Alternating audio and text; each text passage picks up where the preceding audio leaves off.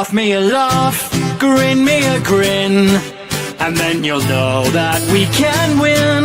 With Cannon and Jonesy, everything's rosy, we'll blow the clouds away. We're gonna put on a show, everybody will know, and we can help push life along, 'cause we're original rascals and loving the Arsenal.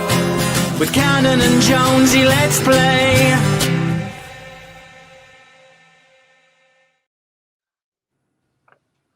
Good evening and a warm welcome to the Cannon and Jonesy show. I'm going to pass over to your host this evening, which is going to be Pruddy. Good evening, Pruddy. Good evening. It is round about 8:30, give or take. And we have got the Angels of Chaos in the house tonight. We've got Katherine, Triggs, Laura, and our honorary Angel of Chaos, the Cannon himself. It is going to be a cracker tonight, guys. It is going to be dedicated to the ladies. Lists have been made, drinks have been poured. I hope you are ready for an absolute corker. On that note, we're at the class of 25.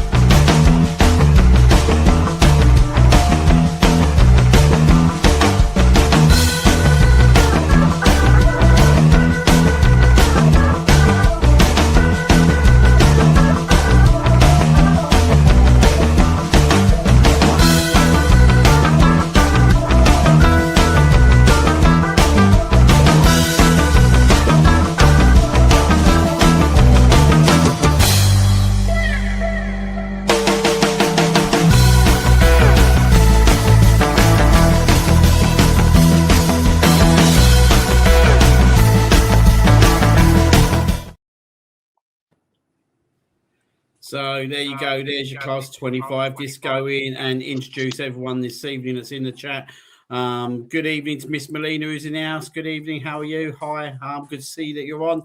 Ryan, Detroit Gooner. A bit early in the house, but good to see you on as well, mate. I hope you're well.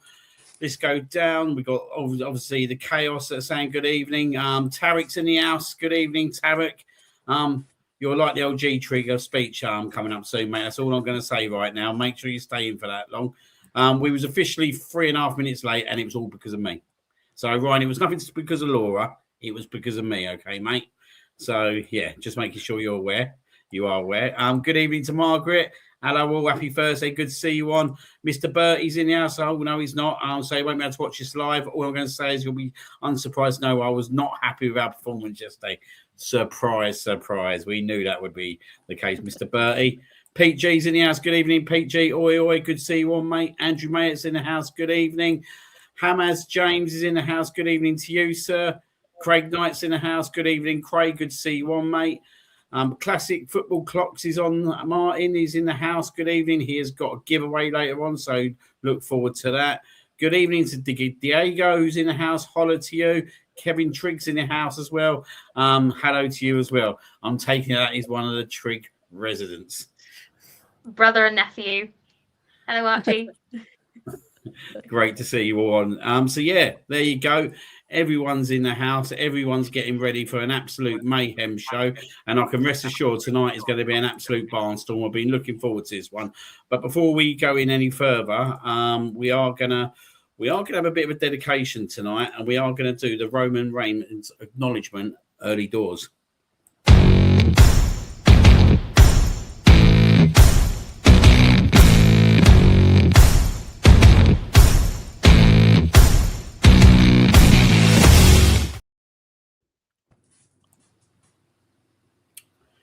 Ladies and gentlemen, tonight is more than just a show. Tonight is a celebration of strength, a celebration of courage, and a celebration of the incredible power of women. Across the world, in every family, every community, and every generation, women shape our lives in ways that words often struggle to capture. They are mothers who guide us, the daughters who inspire us, the sisters who stand beside us, the parents who support us, the grandmothers whose wisdom carries generations forward. Women are the heart of families and the backbone of communities. For generations, women have sacrificed, nurtured, led, and inspired. They have carried families through difficult times, lifted others when they've needed strength, and shown the world what resilience truly looks like. And in the last 20 years, we have witnessed something incredible. Women stepping forward with confidence, raising their voices, women standing up for what they believe in, women claiming the space, respect, and opportunities that they fully well deserve. And because of that courage, the world is becoming a stronger, fairer, and more inspiring place. Tonight, we celebrate every woman, the mothers, the daughters, the grandmothers, the partners, the friends, the leaders, the dreamers, and the fighters. Women who give everything for the people they love. Women whose strength often goes unseen, but whose impact is every single day. But tonight, we also celebrate 4 very special women, 4 incredible performers, 4 extraordinary ladies who represent talent, passion, strength, and the ability to command a stage. Because what you're about to see tonight is not just a performance, it's energy, it's passion, it's confidence, it's power. And these 4 incredible women are about to give you a show that will make you proud, make you smile, and most importantly, entertain you. So tonight, in honour of International Women's Week, let us celebrate the strength, the brilliance, and the unstoppable spirit of women everywhere. Ladies and gentlemen, please get ready to welcome 4 incredible women who are about to light up the stage. Give them the welcome they deserve, and enjoy the show.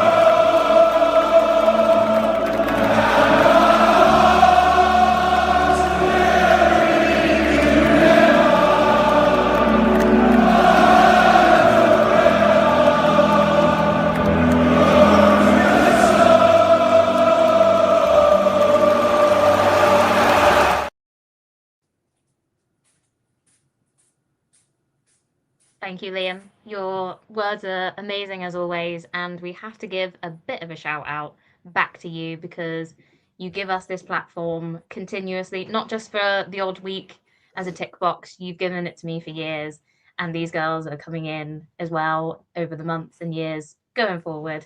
So a shout out back to you, and obviously everyone in the chat that always backs us up and gears us up for these shows as well.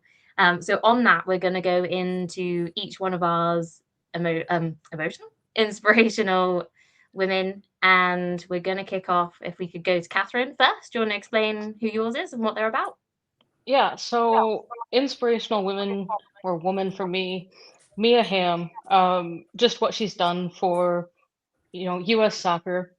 Yes, I'm going to call it U.S. soccer, and just what she's done. I mean, she made her debut at 15 years old, which is the youngest ever debut for the U.S. women's national team. She wasn't playing college yet. She wasn't quite there, but she had 276 caps, and she won 2 World Cups and 2 gold medals with the U.S. women's national team. She was the first woman to be inducted into the World Football Hall of Fame, and she did that back in 2013. There is a short list of the all-time international top scorers, and she is sitting at number 3 right now. she has scored more international goals than Cristiano Ronaldo. She only is topped by Abby Wambach, who took over her record back in 2013, and Christine Sinclair overtook Abby Wambach shortly after. And Cristiano Ronaldo isn't even sitting fourth, he's sitting fifth. So there are 4 women that have outscored him at the international level. To put that into a little bit more perspective, Lionel Messi isn't even in the top 10. So Nice. just what Mia Hamm has done for especially US girls growing up. I mean, I wasn't really following soccer much then, but I remember, seeing her in the brief cameo of, Air Bud, World Pup. Those are the movies that I grew up on, and just to see, what all she's been able to do, and to actually see what she has done in her international career is just incredible. And I salute you, Mia Hamm. Love that. On that note, 5-second clap for Mia Hamm. Love that. Lovely stories as well. Laura, we'll come to you for yours.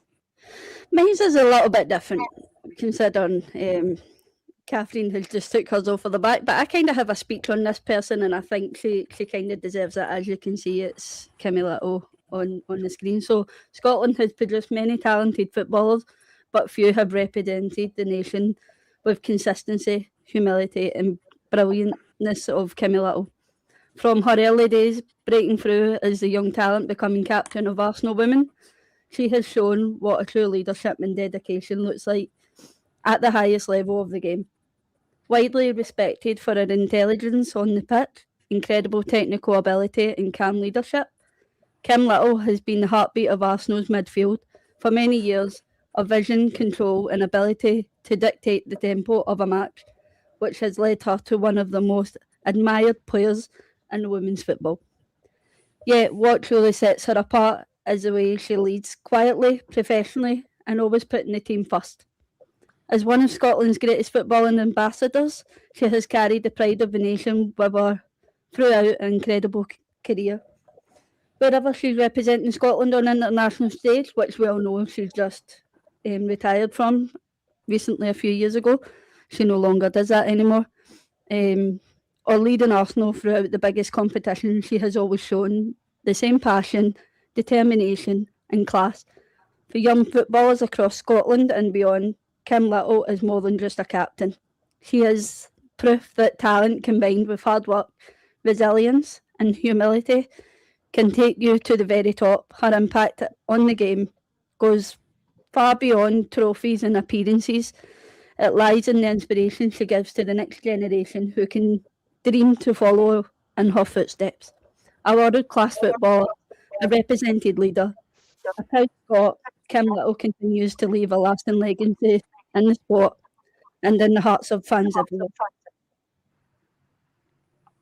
Nice. And we're all walking in a Kimmy Wonderland, aren't we? We sure are. Yes. 5 seconds for Kimmy. And Pruddy, who is your one? So mine's not on the footballing kind of note. If you know me away from here, or you've followed me on X for a while, you know I'm quite into my fitness, my gym and my running. And so I have gone for Katherine Switzer. She made history all the way back in 1967 by becoming the first female to run in the Boston Marathon. And she did so despite the fact that she was told not to, despite the fact that she was chased down by many a man and they tried to rip her bib and her number off her. They tried to tackle her to the ground and she just carried on and she finished the Boston Marathon. Since then, she's gone on to be like a massive crusader for women in sports, women competing at all levels in every sort of competition. She's written many books, she's become a journalist, and she is a TV commentator. So I totally salute her. Yes, absolutely. We all do. And another 5 seconds for Katherine. Well, let's. So leading into mine, I have said it on shows before if you've maybe watched some a few years ago. But mine, sticking with sports as well, as we do. But going into Olympics, for me, is this ledge, Dame Laura Kenny, formerly Laura Trott, if you knew her, in the 2012 London Olympics. So she's obviously an indoor cyclist, if you don't know, which is my favorite Olympic event. Never done it, never seen anything before, but until I watched the London Olympics, and I was hooked. And now every time it's on, I can't wait to watch it. It's so exciting. But yeah, she was fairly new to the competing on the bigger stage at those Olympics and came away with 2 gold medals. And since then, she has obviously competed in Rio and the following one, can't remember where it is now. But more importantly, to become the most decorated female Olympian of all time. 5 gold medals and 1 silver medal. I believe that was in her last one. She so narrowly missed out as well. But just an icon of everything. She had a few children, came back, competed at another Olympics. So that is just inspiration in itself, isn't it? To go through all of that and come back and just show people that you still got it. That doesn't change you. You can still compete and be the best that you can be. And obviously with her husbands, they are both the top of the table for their medals. So yeah, that's my one. So we'll have a 5-second clap for Dame Laura Kenny. And on that note, really nicely, sorry, into yours, Laura. And on that note, I think we should maybe talk about another inspirational woman. Most of the ones that probably go nuts for her in the comments, and that's going to be the Pat Butcher name game.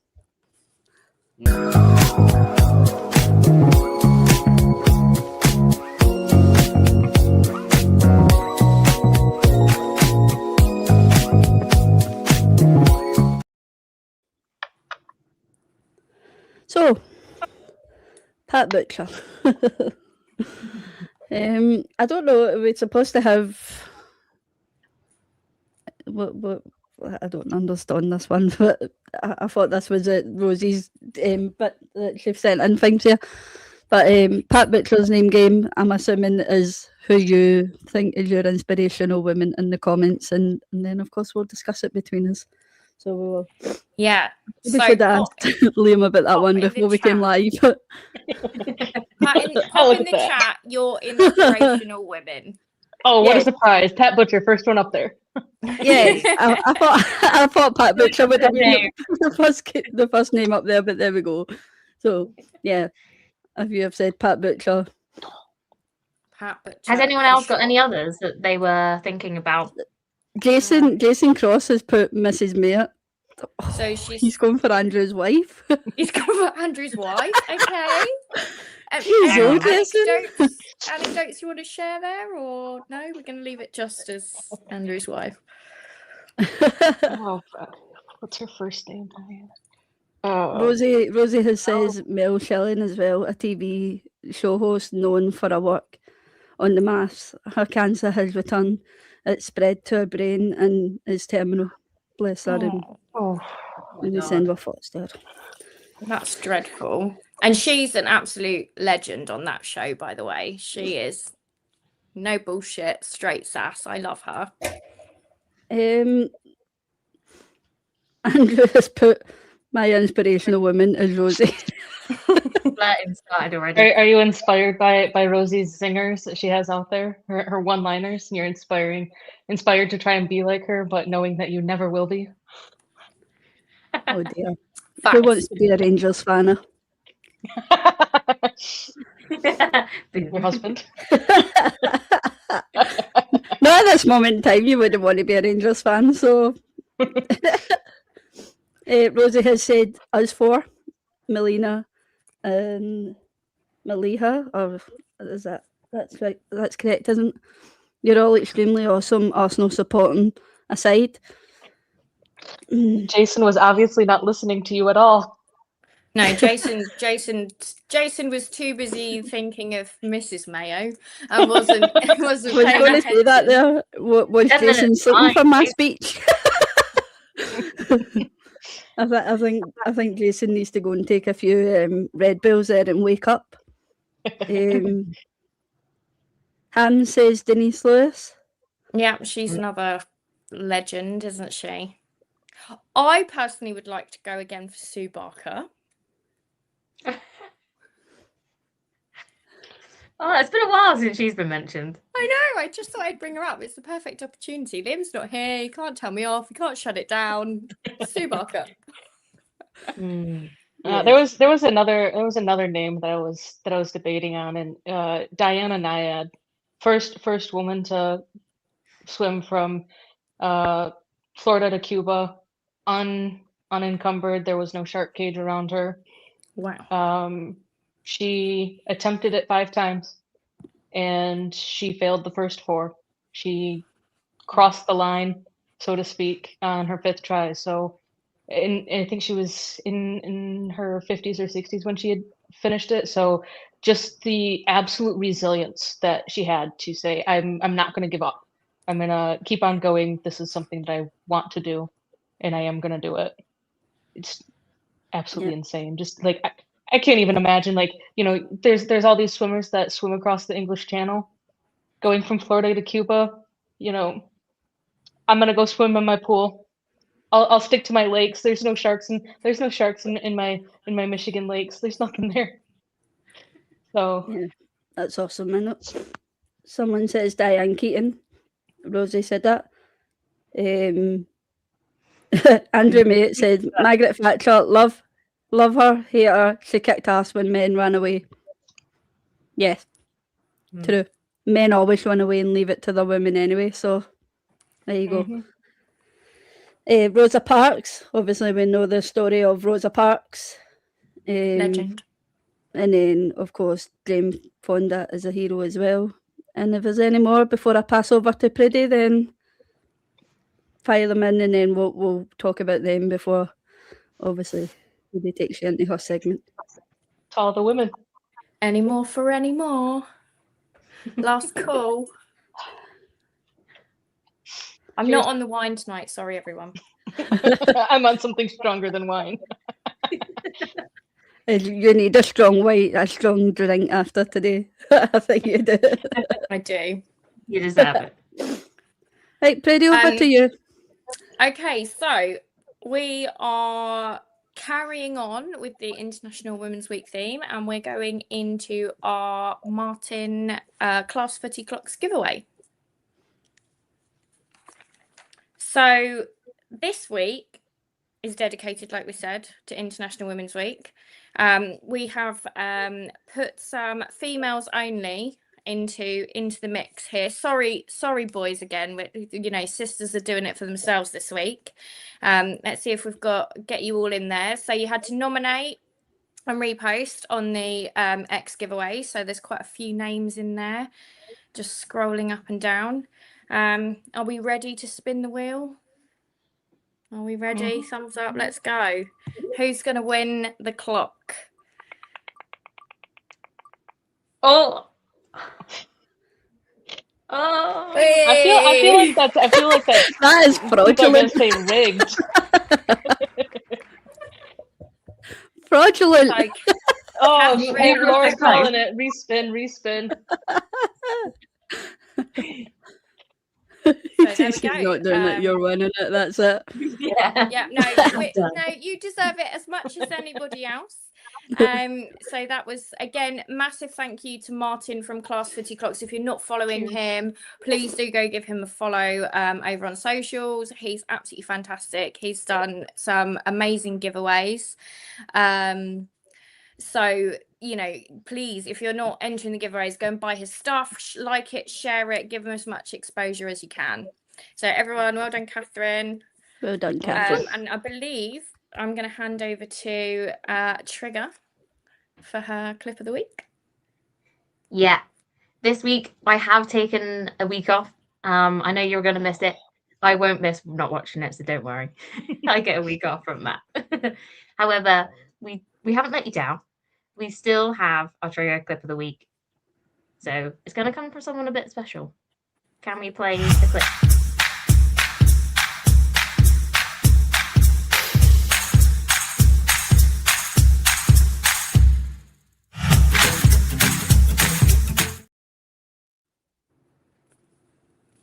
Liam is in it.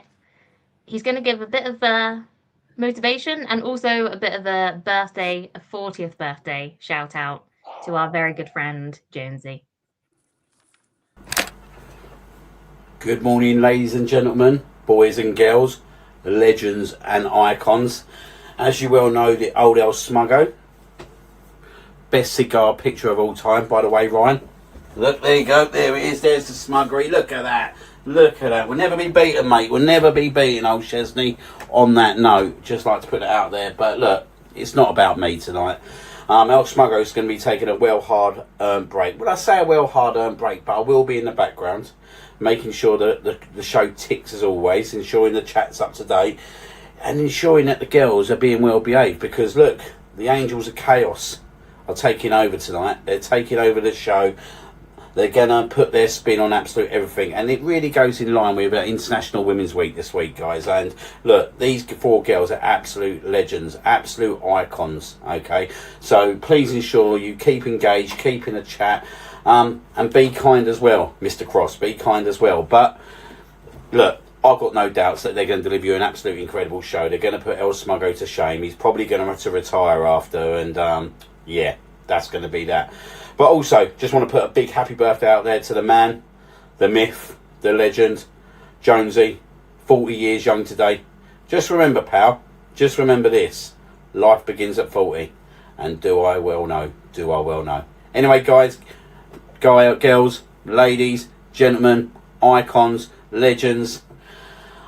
Oh, and Tarek. 13th time on the list. Have a great show. And I'll be really disappointed, mate, if you don't make it a 14th time tonight. Have a good one, guys. Bye. Class. Can I just ask a question? As well. Is he So even was- here? Is he in his pajamas? He was. He said that to me really early this morning. I thought that's what he was showing us at first, his PJs, before he was showing us the back of his shirt. Yeah. I think he said that to me by like 10 o'clock this morning. Bless But I him. don't That's know. late enough in the morning to be out of your pajama pants. Yeah, he might have done it a few times. I don't know that Tarek is in the chat. Has he been in I the thought I chat? saw him. Because if he hasn't, or if He he's was in at the if he's start and not, then he's disappeared. Yeah, I saw him. well, If he's I still mean, here, he not he sitting needs around to. for the women's show. 28 minutes ago, he was seen. I think that that calls for a 14th time. What do you think, girls? If he's ducked out, then absolutely, I'll whack him on. We are going to start a Tarek, timer. you've You got have 5 20 seconds to seconds. respond, Yeah. Tarek. 20 seconds. Yeah. Clock is ticking, 15 my seconds. friend. While we're waiting for it, everyone send a huge 10 happy seconds. birthday to Jonesy as well. Yeah, happy birthday, Jonesy. Happy 5 40th. seconds to respond, Tarek. 5 seconds. And you're done. But You're that's on the a list, quick dude. 20 seconds. Whoa. Oh, it's 9 o'clock, right? Yeah. Number 14. He has made the list. You just made the list! Yeah. Jeez, There we old go. Teddy. You got to stick around. We don't know about here. The only person we are giving a pass to for still not being around is Posh Birdie, but that's because he already said that he's not going to be able to watch it live, but he'll give it a rewatch. Rosie Yeah. said Tarek is knee deep in an Iceland freezer. Could be knee deep in something else. Probably buying fish Oh. sticks. 29 minutes and we've gone. So yeah, Took that's 4 the- for 1. I will be back properly for the clip next week. So we will hand over now. We are going to a tune. Pruddy, you want to tell us about it? I can do, or Catherine can tell us about it. I really Oh, don't sorry, mind. Catherine. Got it. Oh, sorry, I've written it down. It is Pruddy. it is our weekly jam out session. Al Gunnar is going to give us a nice new tune that we can rock out to, or sit back and dance.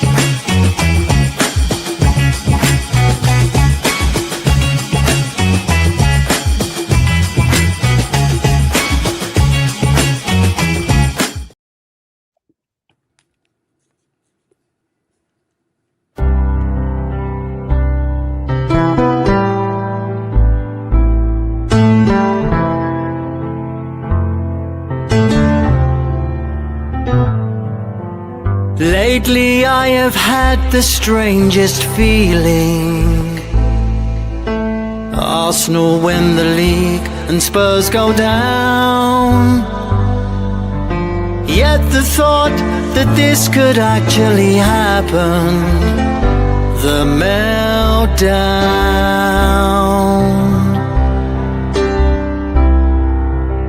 Far more frequently Spurs are confusing, slowly dropping down the league so low. Their managers keep changing, still they're losing.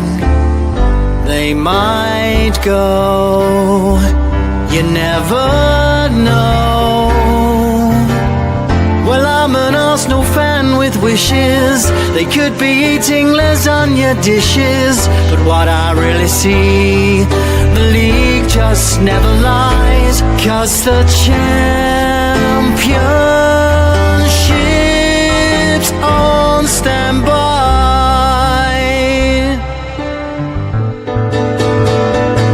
Kiss the Premier League goodbye.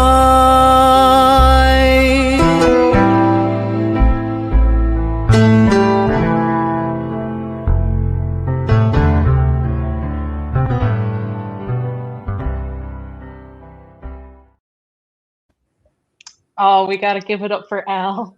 It was a great song. And maybe it's a little bit of a prediction of what's to come in the next, 2 weeks, 5 weeks, 8 weeks, 8 match weeks. So 3 second, 5 second round of applause for that wonderful song. Yeah.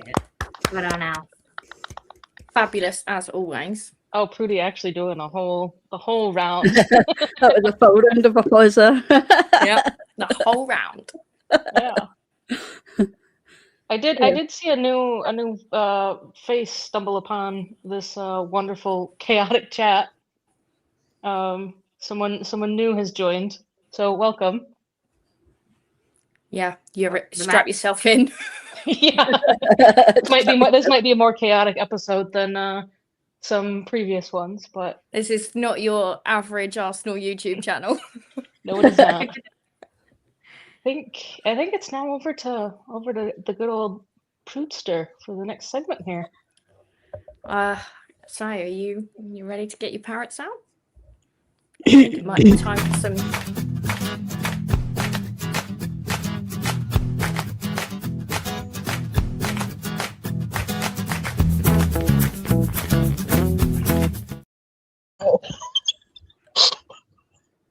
Right, guys, give me 2 minutes. I'm still trying to find mine. 2 minutes. So, welcome to all of you who haven't been here before. No, we haven't just done a load of LSD.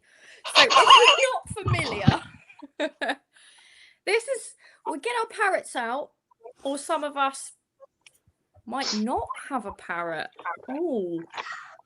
Oh, Laura, where's your parrot? I do have an excuse. I've been in my bed with sickness the last few days, so I might have lost it in the toilet. I don't know. All those who think Laura should go on the list for not having a parrot, raise a hand. Oh, I think you're just outruled. made the list. Rosie would only agree with you because I'm a Celtic fan. That's why Rosie would put me on the list. No, you have just made the list, my friend. No one is safe from the list. So, for those of you that don't know, Perez the Parrot, top of the perch. Arsenal, still top of that Premier League table. 7 points it is now. Yeah. Can we swear yet? What's the time? Up the fucking Arsenal. So, there we are. Oh, yeah. Yeah, so we won 1-0 against Brighton. Boring Arsenal. 1-0 to the Arsenal and all that jazz. But as far as I'm concerned, a win's a win. I don't really care at this point now how we win. As long as we keep getting the points. You can say we're boring. You can say we're dark arts. But you can say the set pieces don't count. But what really matters is the results and the points on the table, and they speak for themselves. So lovely jubbly. Job's a good one. Mhm. And I think, I don't know about you guys, but when I wasn't at the game, but when I watched the game and as that final whistle went, we'd won, that away end was absolutely bouncing, but the City game was still going on. And I think there's a point in the footage where it comes across the away end that City drew and had obviously dropped points, and the like pandemonium that ensued and the noise, it was great viewing, in my opinion. I don't know what you guys think. Amazing. Chaos. I feel like that's what that result ended up with, was just the away end getting all chaotic, because now we have that extra little bit of cushion, because you take away the game in hand that City still have. It's still 4 points, but that's also assuming that City win. And we all know And they they're can full- lose. like, no, There's definitely still more points for City to drop. Definitely. A lot more. Like last night, it's going to be a confidence downer on them. They definitely got to lose more points along the way, and I think Arsenal will obviously go and take points from them when they obviously go away to them as well. And yeah, that will obviously be awesome as well when that happens. And of course, there'll be a few more tears in the bottle. Hopefully. And I think, like, for me, there's been certain points, I know we haven't quite got it over the line, but over the last few seasons where there were games or matches or goals, you know, for me, that Reece Nelson goal, like, that felt like a real big point and like a turning point in the season where we thought, oh, that belief is really there now. Like, I can smell it and I can taste it. And I feel like when that City draw happened and we snuck that 1-0 at Brighton, I was like, oh, is this the moment? Do I book that day off for the bus parade yet? Or like, oh, what are we doing now? But that felt big to me. Mm.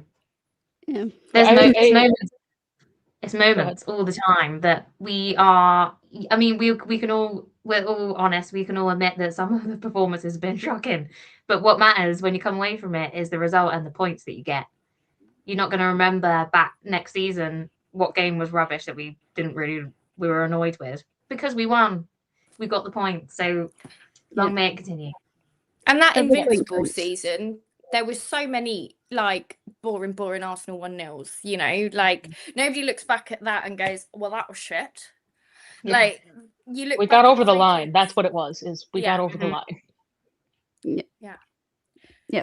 Oh, Rosie's a West Ham fan this weekend. Aren't we all? I think- wonder why this weekend. It might be this one. What West Ham pick up any points that can then close that relegation gap? Just that little Yeah. bit more. Double. I mean, double so it's a twofold. Like it's a very realistic thing. It is. Yeah. And on that note, is anyone feeling a little bit peckish? Anyone fancy a little bit of crumble? I think it might be over to you for that one, Catherine. Yeah. Yeah. I like crumble. I think it is time for the crumble of the week.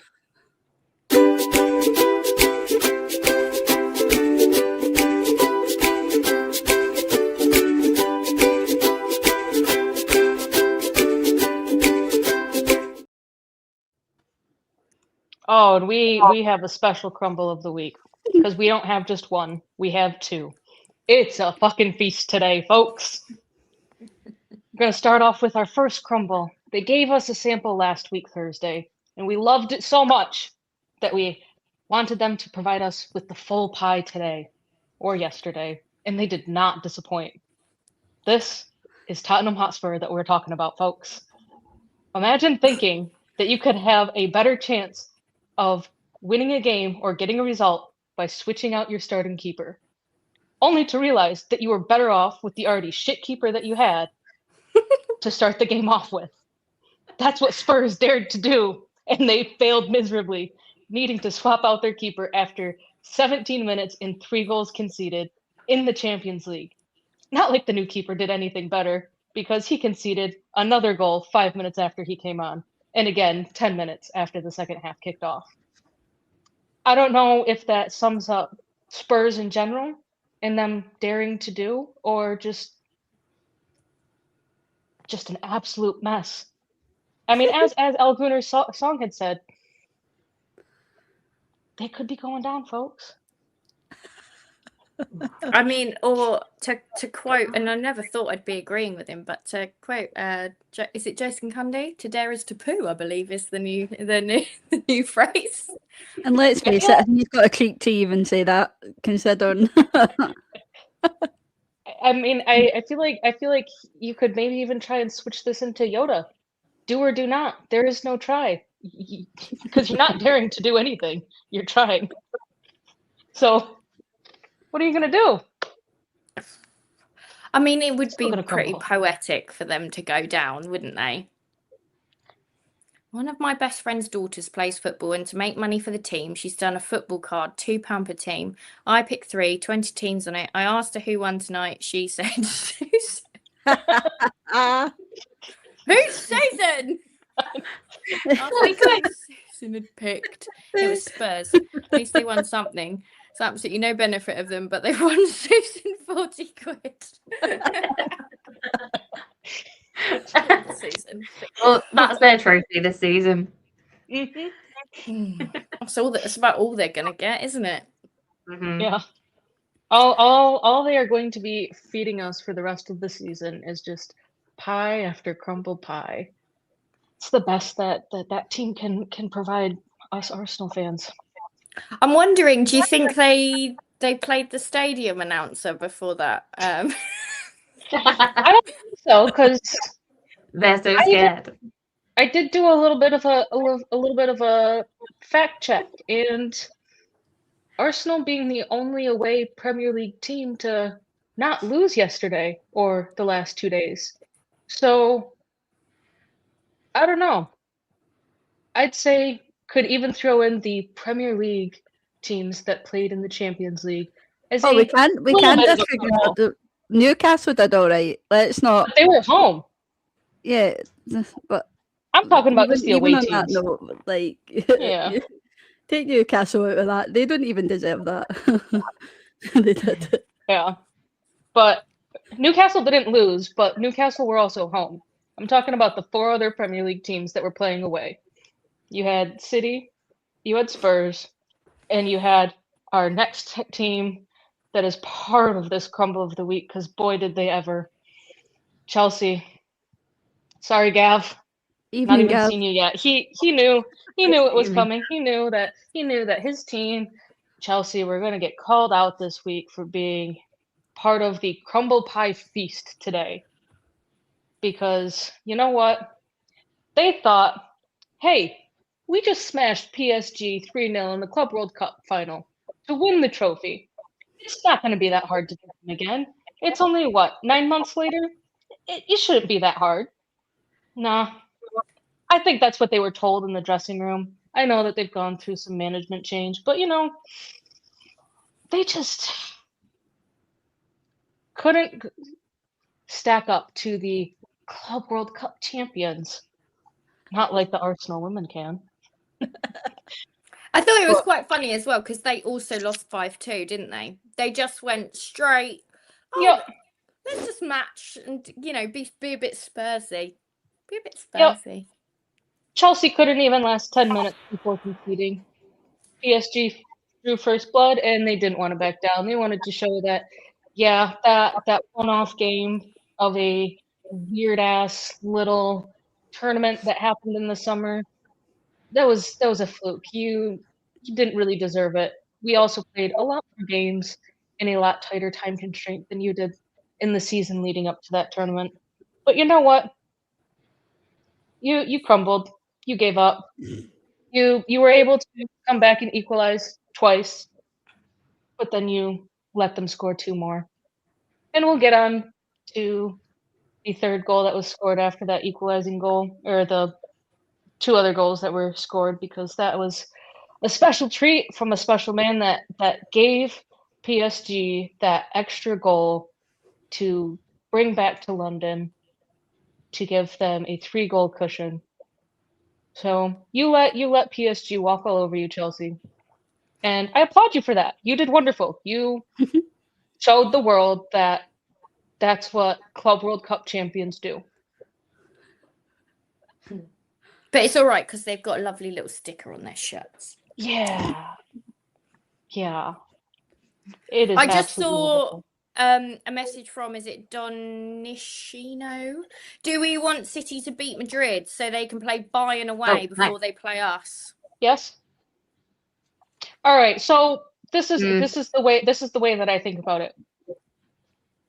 City's really only hopes for trophies at this point is Carabao Cup final, and the FA Cup. They have to overcome a 3-goal deficit against Real Madrid.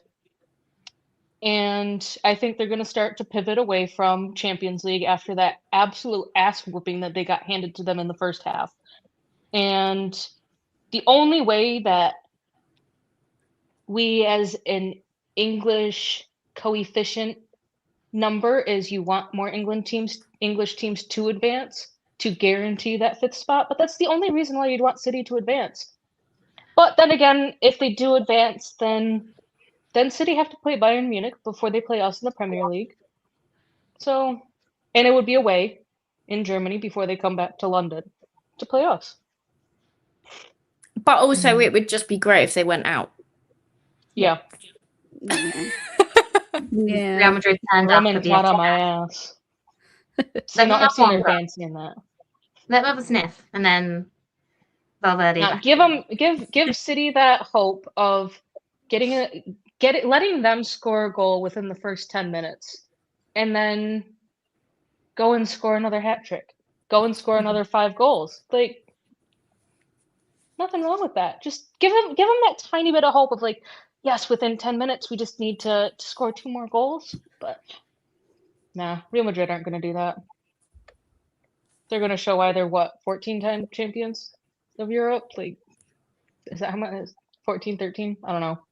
A lot. What, Madrid? Yeah. 15. Yeah. 15. I was close enough. Rounding.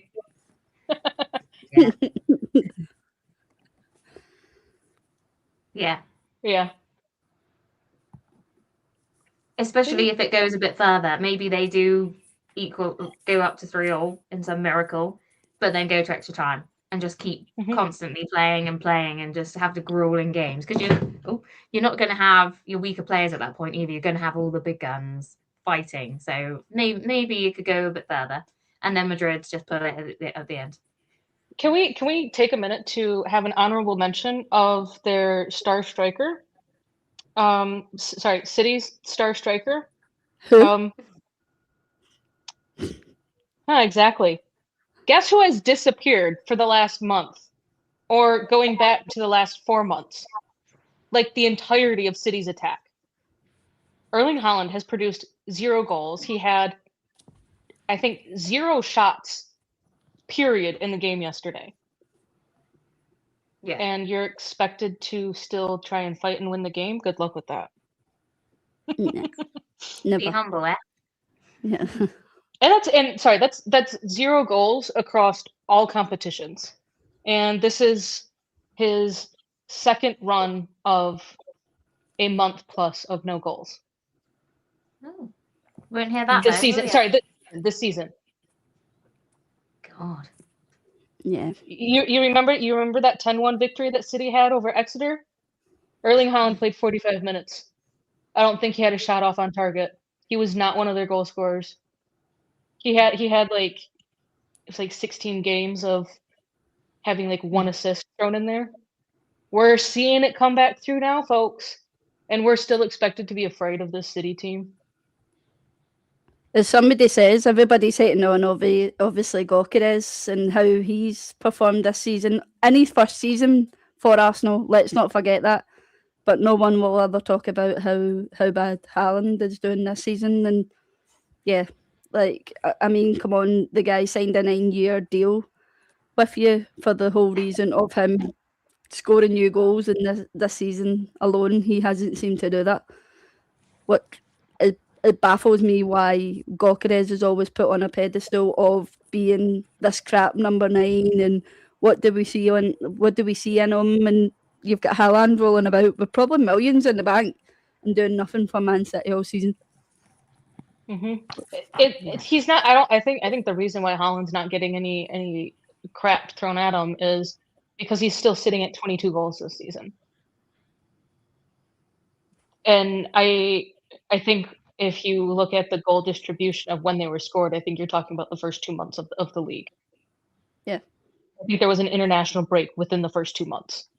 Because when you score hat tricks against teams that just got promoted, or I don't know if he scored a hat trick this season, but anyway, like if you score at least 2 goals against lower half teams, you know, in the first half of the season, yeah, that's going to happen. But Thiago, who's doing brilliantly, is only 4 goals away from that. So I don't know. Brilliant. Yeah. Always an interesting one. And I feel like that just deviated a little bit from our normal crumble of the week. And I feel like it kind of deserved a little bit of an honorable mention there because, well, damn, they aren't performing. So if no one has any other comments, I think it's time for Laura. Yeah, of course, we'll move over to wet wipe of the week, who will mix in with the two that we've obviously just talked about. So, yeah, wet wipe of the week is.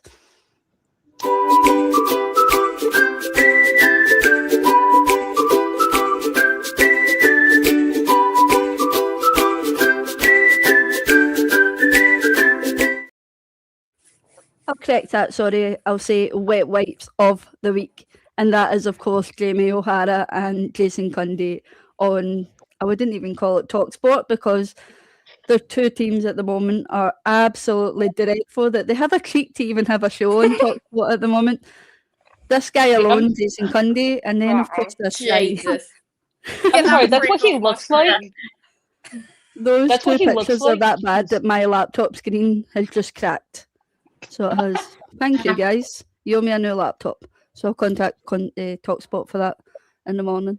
But yeah, let's talk about these two guys because, let's face it, these are the worst two guys in TalkSport to have a show, considering one's team is on the verge of relegation and one's team is just sitting somewhere near the middle of the table, and of course go out last night to play PSG and were shit. They get the 2 goals back, and then of course the last 15 minutes of the game they decided we can take this back home, but no, they go and of course lose the game 5-2. And then we've got Mr. Crybaby Jamie O'Hara. He's the biggest crybaby of them all. He has a cheek to sit on talk shows, Sky Sports, and rant about how bad Arsenal are this season, how bad any other team are this season. But his team are never bad. They're never bad until the last 2 games. He's had to storm out his wee studio crying just because Jason Cundy put a Ange Postecoglou mask on, which, by the way, I would happily give that guy a shot back at Celtic. I would give that guy a shot back at Celtic any day, but geez, oh, these two guys just... I see a video on TikTok. Sorry, G? I don't know, but it is cracking me up. So he's got the Ange Postecoglou. You never have it on straight either. With the clown bow and the clown hat. Oh, the clown hat. I've seen the clown makeup. No. Yeah. But it as much as they are fucking dreadful people and shit pundits, it has been incredibly entertaining viewing, seeing these meltdowns. You know, as James says, to be fair, Cundy had O'Hara absolutely rattled. It was when he kept going, I'm seeing signs, and O'Hara was just getting more and more angry, wasn't he? I genuinely think Jamie O'Hara's going to be in a straitjacket soon, rocking back and forth. Like he looks like he's going to have a nervous breakdown. It's the way he keeps going, but do you think you're going down? And you could just see him like bubbling inside. Yeah, it's like, don't go on the show then. It like, if you can't take it, he can give it, but you can't take it at all, can he? And also with that, Did you see the video of Laura Woods calling him? Yeah, that was awesome. That was Excellent. awesome. It was the whole point that she phoned in and they were like, "Hi, it's Lauren on the line," and she's like, "No, actually, it's Laura." And she was like, they were like, "Oh, how are you doing, Laura?" Yeah, I'm really good. I'm just on my way back from punditing the Arsenal game, you know. This is Laura. That's Woodsy. That's Woodsy. Legend. She's a legend. So she is. Of course, and you just have to put those two back in the little box, and I think that's what they deserve, because their team are going nowhere this season. They're winning nothing this season, and as I says, they're the two men that has a cheek to even come on and even badmouth any other team when their team is playing as bad as what those two teams are playing. So it is. But yeah. Now that those wet wipes are out the way, we shall pass over to... Who are we passing over to? G? Me. Yes. We shall pass over to G with Walnut of the Week. Yeah, it's a good one this week. So roll the titles for the Walnut, please.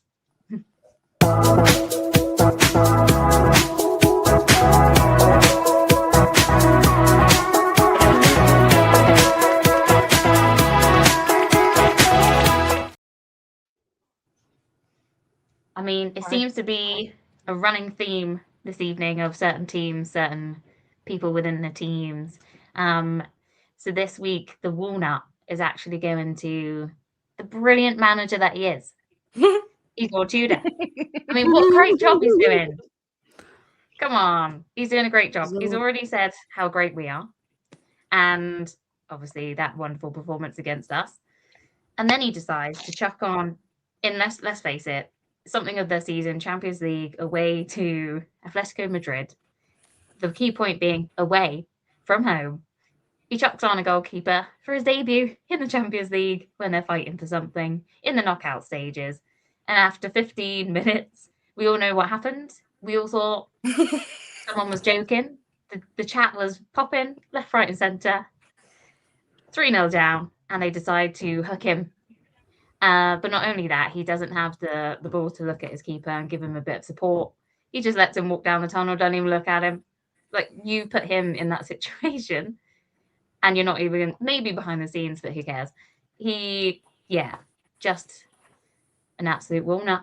But arguably, can we say that we love him because of what he's doing? He's helping us along. Is he a secret gooner in disguise, helping the downfall? I'm starting to question it. I mean, like, if you're gonna sub your like regular like number one starting keeper on like off and have the other guy in that you're backing, surely you've seen a spark in training or something brilliant. He's pulling out like all the stops, and you've got like 100% faith in him. You know, pop him on, live by that sword, die by that sword, and he's like, nah, off you go. I'm not even fucking shaking your hand. It wasn't even the fact of the goalkeeper. It was the poor change of formation in a Champions League night. Why did you think that was a brilliant idea to change your formation on a Champions League night and then come out and say, but it's a way to test things? Not a Champions League night, you fud. You don't test that kind of thing. Honestly. I'm not even a manager. I'm not even a qualified manager. And I know don't change your tactic on a Champions League night. It's not it's not a good idea. I don't know if you're watching. But if you want to watch, we'll maybe give you some tactics from here from 4 women. I mean, I think the only time that you change something in the Champions League is like last match day of the league phase and do what Arsenal did. You're sitting at the top. There's no way that you can be unseated as that number 1 seed unless Bayern go out and win and score like 8 goals. And Arsenal lose. So, and guess what? They didn't. Playing Atletico Madrid in a out-and-out knockout. Yeah, let's play a new keeper. Let's change up everything and just say fuck it. I mean, I feel like that was him just throwing in the towel for his managerial career at Spurs. Because why else would you do that? The thing is, though, it's a poison chalice now. No one is going to take them on for the risk of being the manager associated with this downfall. You know, they're saying, oh, sack him, get rid of him, get so-and-so in, get so-and-so in. And it's like, well, no one's going to take that job. Yeah. No Definitely. one's I gonna wouldn't take touch it. him with a badge pull. As Rosie said, I'm a cleaner and I certainly wouldn't get anywhere near them with my mop pull. So I don't think anybody else run about would get anywhere near them either. I mean, you could maybe if you paid me like 5 million a week, but Yeah. We do a crap job as well. On purpose. yeah. Employ me. See what happens. I'll put Romero in goal. Well, was it not Romero who decided that the goalkeeper was to be subbed off? There's a video of him going over and him and the manager having a chat, and then the next minute you could just see Igor going like that to the goalkeeper, up like, come on. So it was essentially the captain who made the decision for the manager. And to me that just shows poor management. It does. I'm almost wondering if, like, yeah, he conceded 3 goals in 15 minutes, but if you had given him at least until halftime to try and figure his shit out, do you think that maybe it wouldn't have been a 5-2 result? I mean, maybe it could have been 7-2, but you never know. Like, it also could have just stayed at 3 goals. Like, I think that's one of the hardest things is, like, keepers really do get judged by how many goals they let get past them. But you're bringing in the keeper for his Champions League debut. I think it was like I saw something. It was like his first game in like 20 games this season. Like he hasn't played that much. So, and I don't remember who it was. It's on one of the CBS studio shows that they were doing, comparing what Tudor is doing and did to the keepers compared to whatever Chelsea was doing with their keepers and switching out to their 3rd or 4th keeper. Like they played a different keeper than Sanchez and the other dude. Like, oh, you can't have 2 different sets of standards. Well, it's 2 different teams. Like, think about that. Like, were all your brain cells there when you said that? But yeah. Well, with that, we'll come away from the Champions League section. We're throwing it back to last weekend for performance of the week. Katherine. Yeah, hold on. My notes are disappearing on me. Yeah. So let's go back to mid-afternoon on Sunday, where League One, soon to be League Two, Port Vale hosted mid-table Sunderland, and they held their ground. Our performance of the week is going to be Port Vale. Let's see if we get a little clip there. I think I jumped on there.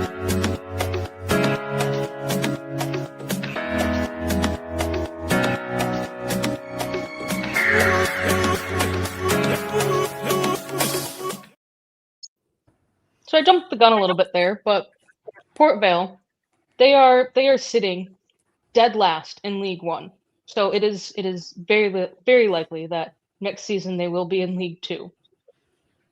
And they were hosting Sunderland, who are sitting 11th right now in the Premier League. So I'm not going to do the math on that right now, but there's at least 30 positions between Sunderland and Port Vale. All odds were in Sunderland's favor, and Port Vale said, no, we're going to actually try. We're not going to bend over. We're not going to fold. We're going to go out. We're going to take whatever possession we can get. We're going to take any shots that we want to take. And they scored early. Well, middle of the first half early. And then they defended for their lives. They saw the chance to advance after scoring that goal, and they did not want to give up. And this is the 2nd time that they defeated someone that is higher than them in the football pyramid. And Port Vale, we see you. We recognize the absolute shift in performance that you put in against Sunderland. And we wish you all the luck and go on to go defeat another foe in good old Chelsea. I think that's the good old what's the word I'm looking for? The good old luck of the FA Cup, isn't it? We always get excited to see at least one of those small teams possibly climb through those rounds. And I think Port Vale has obviously showed that. Mansfield showed that before they played against Arsenal. Like, that's the exciting thing about the FA Cup, that these small teams, it's truly that they truly go out there every week and show that, do you know what, this is our final. Every time we come out, we play with our heart on our sleeve. And maybe some of the bigger teams should maybe look at these small teams and say, do you know what, that's maybe how we should play. Yeah. Because I mean, even if you think back to Mansfield and how in their performance against Arsenal, they didn't say, "Oh, we're just you're sitting at the top of the Premier League. That's so far up." No, they gave it the good old college try, and they got something out of it. It wasn't a winning result, but they still got a goal against Arsenal, who up until that point I think had only conceded 29 goals across all competitions. So to say that you are one of the teams that was able to get one goal against a team that's only conceded 31 so far is absolutely insane. To be able to go back home and say, yeah, I did this. And Port Vale, all of those players, they can say, yeah, we may have won and we may be facing Chelsea next round, but we got through and we did that. So good job. I also think like it was really great for them that they've drawn Chelsea at Chelsea, because you know the money they're going to get from their away end and their ticket sales is just gonna, you know, it's going to keep them ticking over for a little while, isn't it? You know, so that's incredible for them. And exactly what Andrew Mayer said in the chat, it's like fantastic exposures for players to climb up. You know, how often are we seeing these players on the television? Are they being watched by, you know, hundreds of thousands of people? You know, it's brilliant for a small club, and it really is, as Margaret has said, the magic of the FA Cup. And I absolutely agree. I really want them to do well. I would love them to beat Chelsea, and you know, if we ended up playing them, you know, they'd say, "Oh, it's a fix, Arsenal easy round." But actually, if it came to it and they ended up like beating us, I would be cheering for them all the fucking way. I would want them to go on and do it. I really, really would.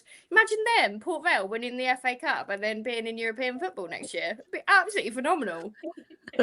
I think this is when bigger teams like, of course, like Arsenal, Chelsea, Man Cities and stuff start to panic at this stage with smaller teams, because they're like, oh shit, oh, these smaller teams are catching up at us and they're beating us. And this is when the FA Cup starts to get exciting for sure. So it does. It still has its magic. Yeah, definitely.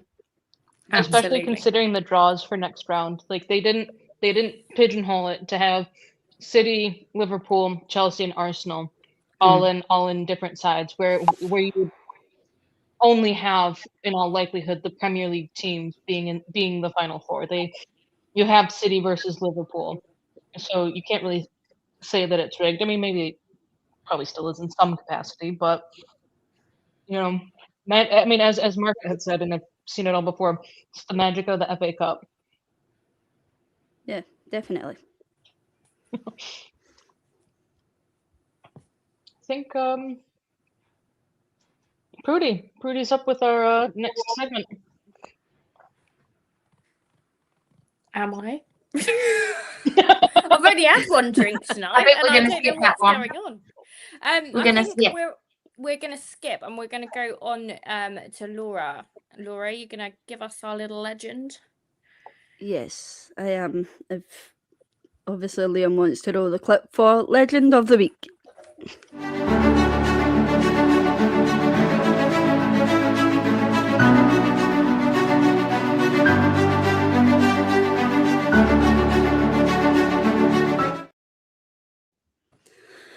Of course, we are going to move obviously back to the Mansfield game, which we are going to hand Legend of the Week over to one special young man at Arsenal, and I mean special, and that is Max Dowman. Of course, the young star set a new record, being Arsenal's youngest starter during the FA Cup against Mansfield. And of course, he was one of the standout players during that game. And even at this point, pundits are calling him our very own Lamine Yamal. And of course, if anybody's obviously excited about Lamine Yamal, or however you say his name, then you'll obviously be excited by this young man.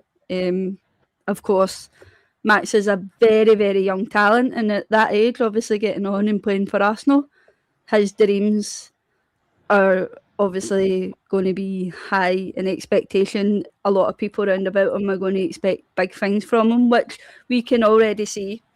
He's an exceptional young talent. He takes a lot of things in his stride, and he's happy just to play for Arsenal when he's called up. He's happy to go on a pitch and put in a performance every single time. And of course, for a little while there, he was out injured, but he's come back and he doesn't look like a player that's out of place at Arsenal. He looks very content. He looks like he's taken on every opportunity possible round about him. He's learning things from obviously big players, i.e. he's obviously taking on things such as like Gyökeres, information from Gyökeres, Kai Havertz. I mean, at that age, what can you really ask for? Yeah, he's an exciting young man. He's not even old enough to drive, and look what he's doing on the pitch. I mean, just an unreal level of talent. Yeah, I don't even think you can compare him to Lamine Yamal or the likes of Messi or the likes of Ronaldo or whoever. Like, I genuinely think he's in a league of his own.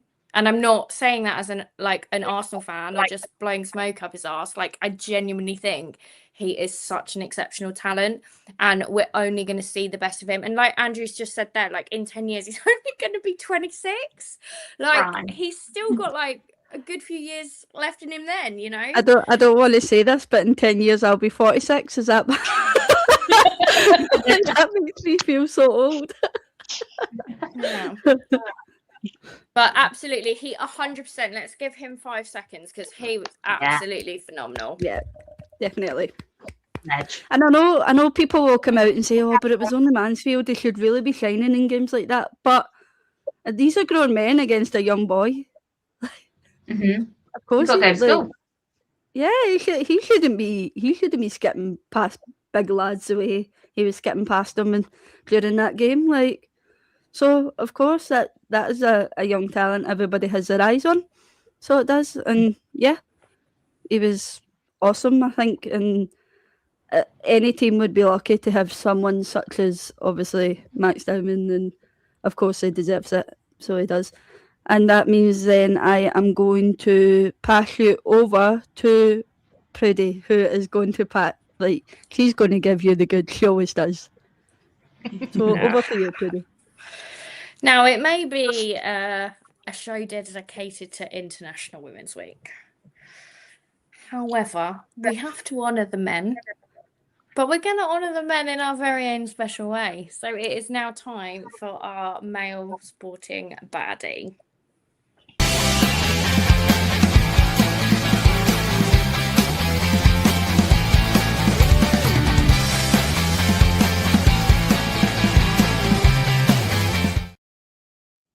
So, Rosie, Margaret, hope you're sitting down. Hope you're feeling ready. Ladies in here tonight with me. I hope you've got your tenor ladies on. I hope you're feeling good. So, every week, Smuggo messages me, come on, give me a sporting baddie. Who are you going for? And every week, I have this really laborious, dreadful task of just looking at half-naked men on the internet. It's awful, like, honestly. Don't know why he gets me to do it. Anyway, I'm trying to make my way through the sport, so I want to give ample exposure everywhere. So this week, I've gone for a tennis player, and I've gone for an American tennis player. I don't know if you can get any hints yet. Anybody? Anyone gonna guess? He's a big old guy, big old serve, and his name is Andy Roddick. Don't know. Smuggo, have you done? There we go. Oh, Have you downloaded the picture? Pruddy's gone. Pruddy's gone. Be right back.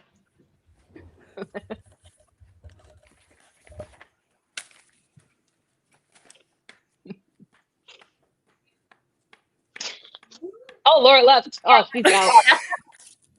She's gone. yeah, I mean, what can I say? Oh, there's another one. Guess who? I noticed through my oh, bye. We're off. I noticed through my extensive research that I did that he often takes his t-shirt off when he plays tennis. Facts, not fiction. Yeah. Oh, Margaret's gone. All right, Margaret.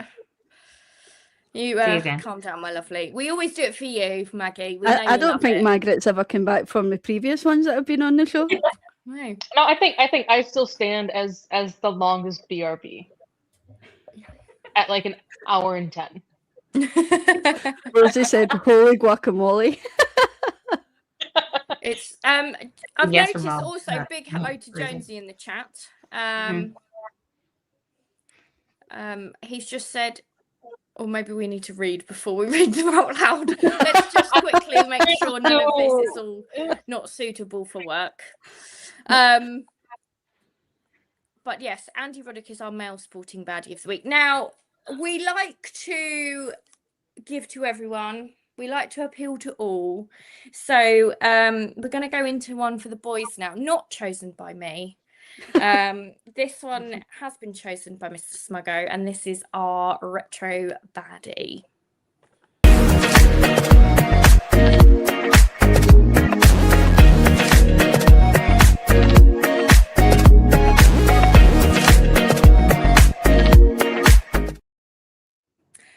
So we're gonna wind it back to the 90s. We're gonna wind it back to a singer from the 90s. I must admit, I do think she's a very good-looking lady, and I do love one of her songs. I often sing it drunk in karaoke. So tonight, the retro baddie is none other than Miss Natalie Imbruglia. That's not Liam. What is that picture? That is not a good picture. No one is BRB in that one, surely. No, we're not BRB in that picture. I mean, she's wearing a bloody Casio G-Shock on her wrist for a start. That's a Crumble, sir. Yeah. Oh, big one. Can we rewind to the Crumble of the week, please, so we can He said, insert. "I'm going to." Oh, He sorry. said, "I'm literally going to." I'm literally There going to we ruin this go. for him. Look at her. Aged like a fine wine. Yeah. Oh, Rosie, right in with the joke of the day. Don't know if I love Natalie Imbruglia or not. I'm torn. I must say Yeah. the first picture, Liam. No, what the hell? Absolutely. That not. was such a Second catfish. picture, a solid 7 out of 10. Yeah. But We celebrate as we all say, looks. we celebrate all looks. We're here for everyone. You know, we like to give back to you all. And if I'm not mistaken, I think there's a fourth. Is there not a fourth? A second, third, fourth? I mean, what are we on now? I've lost track, but I know we're going into some 4K with Catherine. Yeah. Yeah, so we're gonna roll right into the Martin Odegaard caught in 4K moment.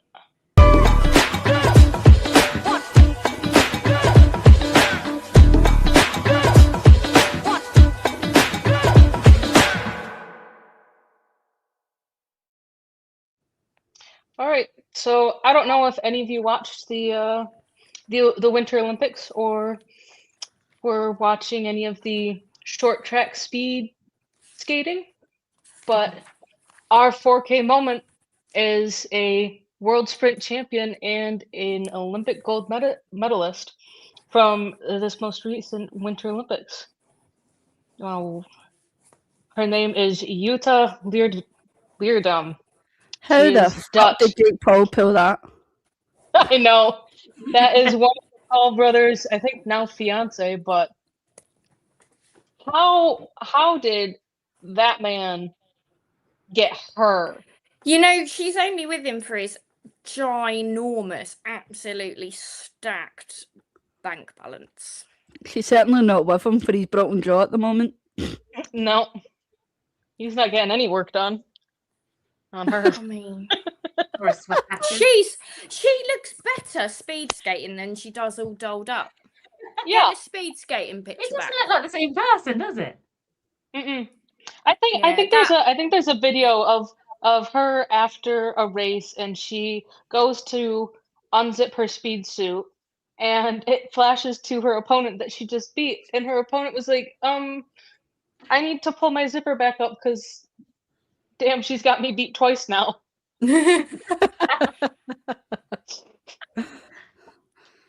So, So- the chat are loving Juta. Yeah, sweet Jesus of Nazareth. Happy birthday.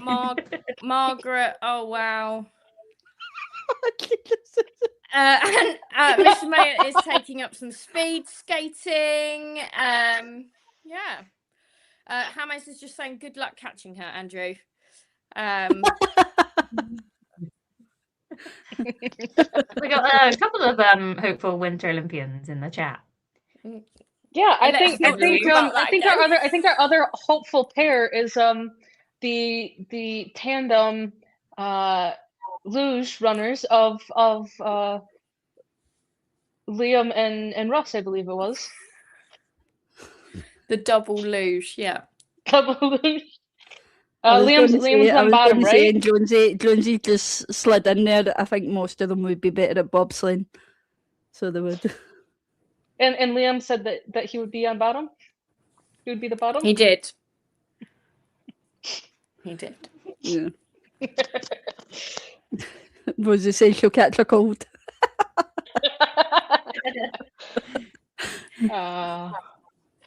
Please. Are we going Jamaica on can to have, Oh, go what was ahead. that? If Jamaica can have bob skating, then Jonesy and Andy can have the speed skating. Yeah, if you went at the speed of a snail. But I mean, can either of you skate? I mean, can you We do watch it it. fast? Have any of you actually seen those skates? Because it's not your standard ones that like the figure Right. skaters are wearing, or that you go to like, I'm gonna go to an ice rink. No, they're thinner. I think they're a lot sharper, and they're longer than your foot. Mm. Someone A few actually of these did guys won't have the fingers left if it slides across them. Ugh. Someone got caught in the eye. Did you see? Someone Yeah, got caught. yeah. It Oh, knocked their goggles off and caught them like under the eye. Ooh. Jonesy It's- says, "Do you remember when Gemma Collins fell on Dancing in the Ice?" Yeah, that's me. You like can picture it 10% now. Gemma. Get you a wig. Rosie said, "Me too, Jonesy, bro."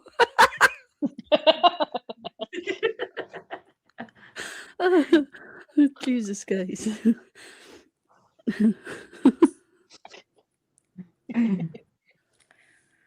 Right, so I think we're going to go on to the next segment.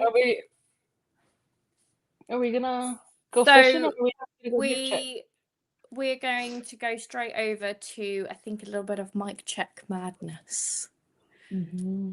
First.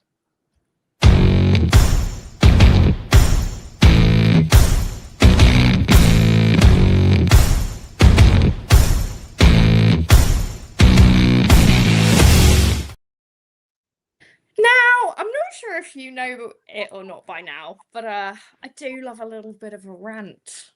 I mean, who doesn't? So we're about to find out from Catherine, Jay, and Laura what has really pissed them off this week. What is really grinding their gears? So I think we are going to start off first with the one and only Miss G Triggs. Mine has come to play in the last couple of hours. So on Thursdays before I watch the show or do the show, I always go and watch my nephew football train, just because I love football and I love seeing him grow and that. But what takes away from the excitement and fun of it and the proudness is the weather, the great British weather. So they've been teasing us for a couple of days, haven't they, with some blue skies, if you can remember what they look like. A few clouds, bit warmer, no coats for a couple of days. And then 5:30 rolls as I leave the office and it pisses down with rain. I walk up the hill to the car, soaking wet at that point, come home, quickly get changed for the football. And it's an open Astro turf. And the rain is coming sideways in our faces as we're trying to watch them. I'm not joking. I was wearing 5 layers on the top with my coat, obviously, a jacket, hoodie, all the layers, and it went through all 5 of them. My car's probably still wet inside now. It was just Nice. horrific. It wasn't even forecast. That's the thing. The wind is blowing. It's batting against my window now. Yes, every single item soaking wet. No one likes a and then soggy car. come and get glam again for a show. So Soggy Mine bottom. is- What a turnaround. Here you are. there we go. Yeah. So yeah, mine is the weather. Yours is the weather. And Laura, what would you like to rant about this week, my lovely? Mine's is going to be the little kids in schools that pass you a sickness bug. Now, being a cleaner, of course I clean the schools. I clean 2 schools, one in the morning, one at night, and the little buggers have passed me a sickness bug. I've been in my bed the past 2 days. I've been spewing. It's horrendous. So that is going to be my rant, and I hope none of the kids watch this because I'd probably get the sack if I say really bad words about them, because that's how I've genuinely felt over the last few days. But yeah, I'm going to give my one specifically to the kids that pass a sickness bug in school. It's not even just a sickness bug's handy; it's the colds. It's everything else that they think. Oh, I'm going to give you this. You're going to clean my tables at the end of the day. And there you go. There's a lovely wee present for you. So, yeah, mine's is the sickness bug. Oh, well, I hope you're feeling better. Well done for making it on the show. I'm feeling a tad better. I'm not. I'm glad I'm over the spewing part of it.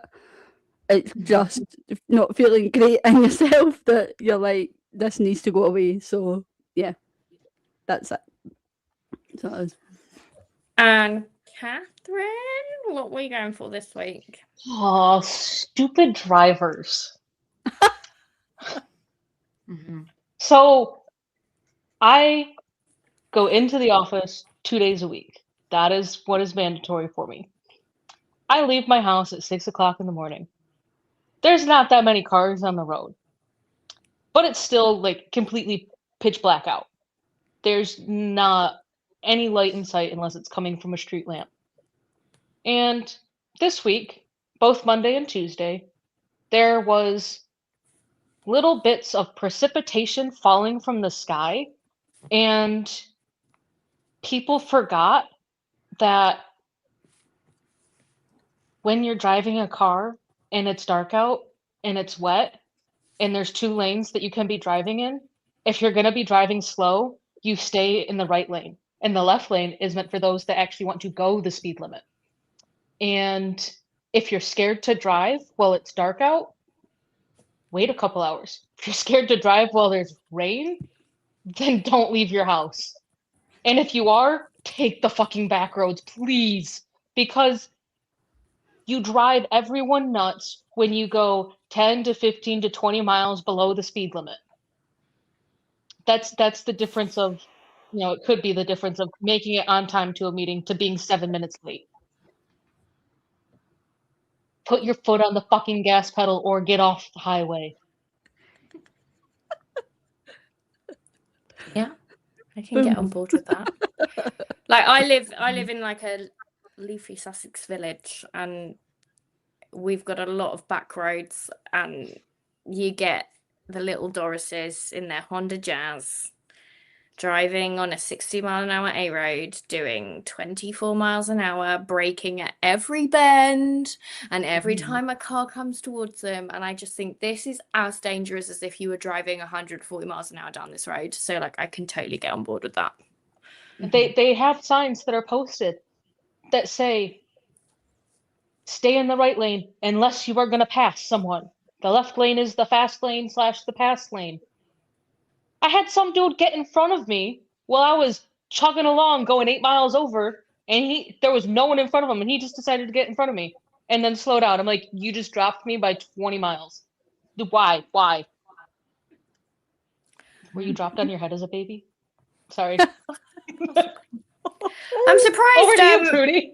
We haven't seen Nick in the comments, because Nick usually digs me out for my driving. Is Nick in the chat tonight? Yeah, I think Nick definitely needs to make the list. Yeah, I think No, show Nick again. I think it's again. He was. I don't think he was on here for the first women's show. Terrible. No. Think he's got to make the list. So tonight that's 3. It's the third one. Let's whack him on. You just made the list! Who was the second one? You. I didn't see any list clip for that, so I didn't make any list. Well, just for you. You just made the list! There you go. Okay, so I know the last time I did a mic check madness, I started by being annoyed at old people on social media, and I ended up digging out my mum. But I'm going back to being annoyed at people on social media again, because I just think people on social media are fucking stupid. And I wanted to rant this week about something that I feel quite passionate about, but there's like a slightly different tone to it. And I'm not going to name any names, and I'm not going to dig people out. But what I want to say is I myself and lots of lovely people that I know within this community, within this chat, watching this show tonight, people who I follow, we are big Arsenal fans, and we get a lot of stick. We tweet about the club we love, and we get lots of rival fans coming in and tweeting at us. But they kind of just tweet shit. Like, there is no like argument behind anything that they say. And the point I wanted to make is that I'm all up for having a bit of banter, a bit of a conversation, giving as good as I can get. You know, if you tell me my team is shit and you give me reasons why they've played shit or the things that they have done wrong, then yeah, I will hold my hands up and say 100% this is true. Like, I get it, that pass wasn't great, or that goal we let in was bad, or we picked the wrong team.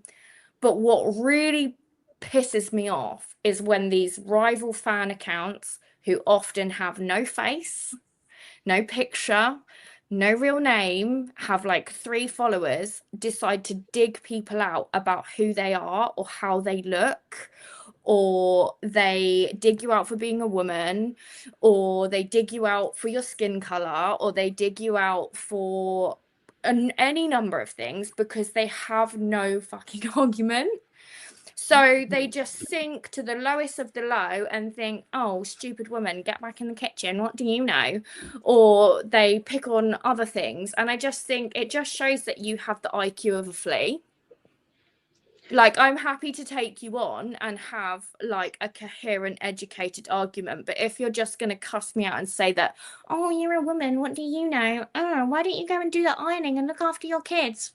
Great. What is this, 1924? Fuck off. No. I've seen it happen to other people, and I just think, why are you such a loser? Like, why do you have to pick out on that?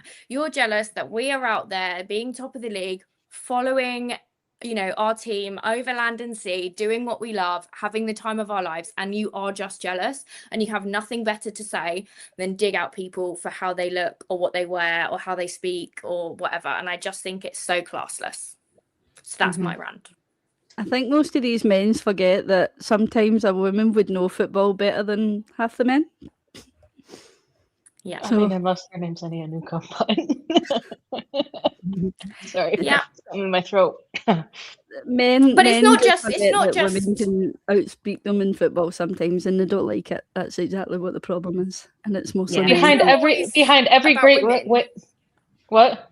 It's not for me. It's not always about women. I've seen male accounts that I follow, like they take their picture or they pick out something about them. Oh, you're bald. What would you know? Oh, look at this guy. And I just think, what? Why is that even relevant to your argument? It isn't.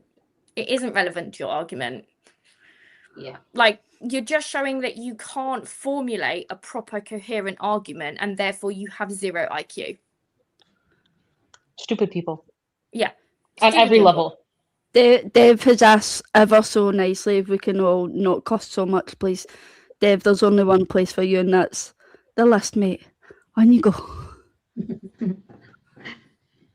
Anyone for us? You just made the list!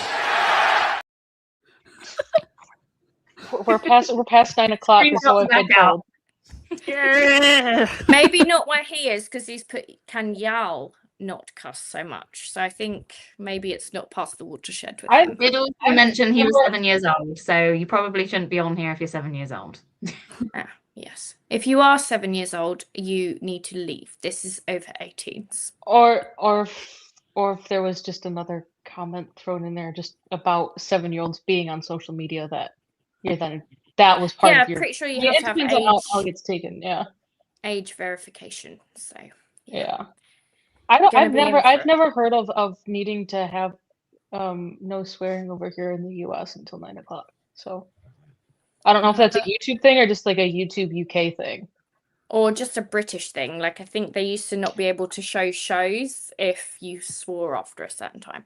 Yeah. I know that like Anyway, from American TV sides they can start getting a little bit more out there with some views after 9 o'clock. Mm. But no one really even swears on American TV unless it's oh damn. oh shucks. Darn it. Oh, Rosie. Rosie needs a Come here, rant. Rosie. Go on then, my lovely lady. What would you like to rant about today? If it's about Celtic, though, might be Sorry. treading on murky waters.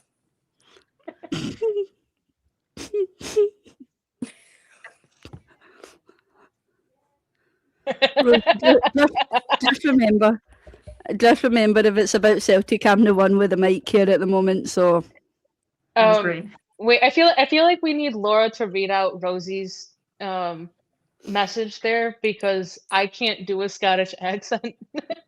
you want me to say it in the way Rosie would possibly be saying it at the moment? It says adults who don't like swearing, they need to take their face for a shite.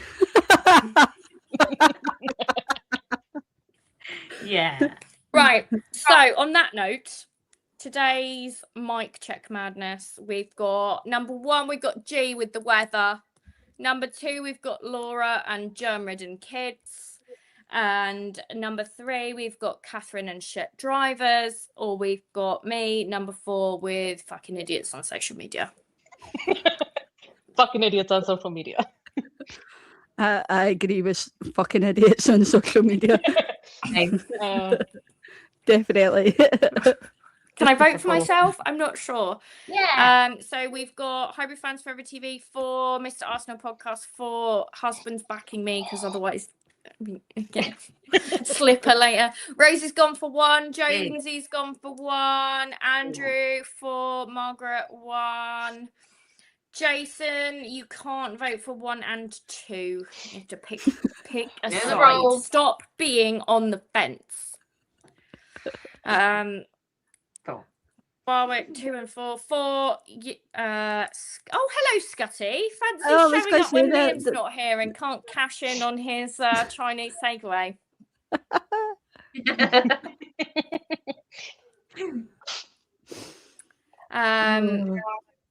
Jason 4, Dev 1. I've I've lost track two now. and then choose 4. I've lost Rosie track saying now. that I thought Laura was 1. Shocking. I mean, I have lost track. I think 4. Yeah, I think 4. I think 4 has. I think it was 4. Definitely So 4. Pruddy, Again. what does Liam usually say? Does he say something for you winning? You don't win yeah, anything. My You win trophy. absolutely fuck all but a round of applause.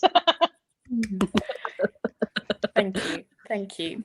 And on that note, after we've finished that, I think it's time. I think we're all feeling a bit hungry again, are we? Anyone feeling a bit hungry? Anyone fancy a little bit of breakfast, a little bit of porridge, maybe? I like Yeah. porridge, especially this Ah. porridge. Take this one then, Laura. Yes, I definitely like this porridge list.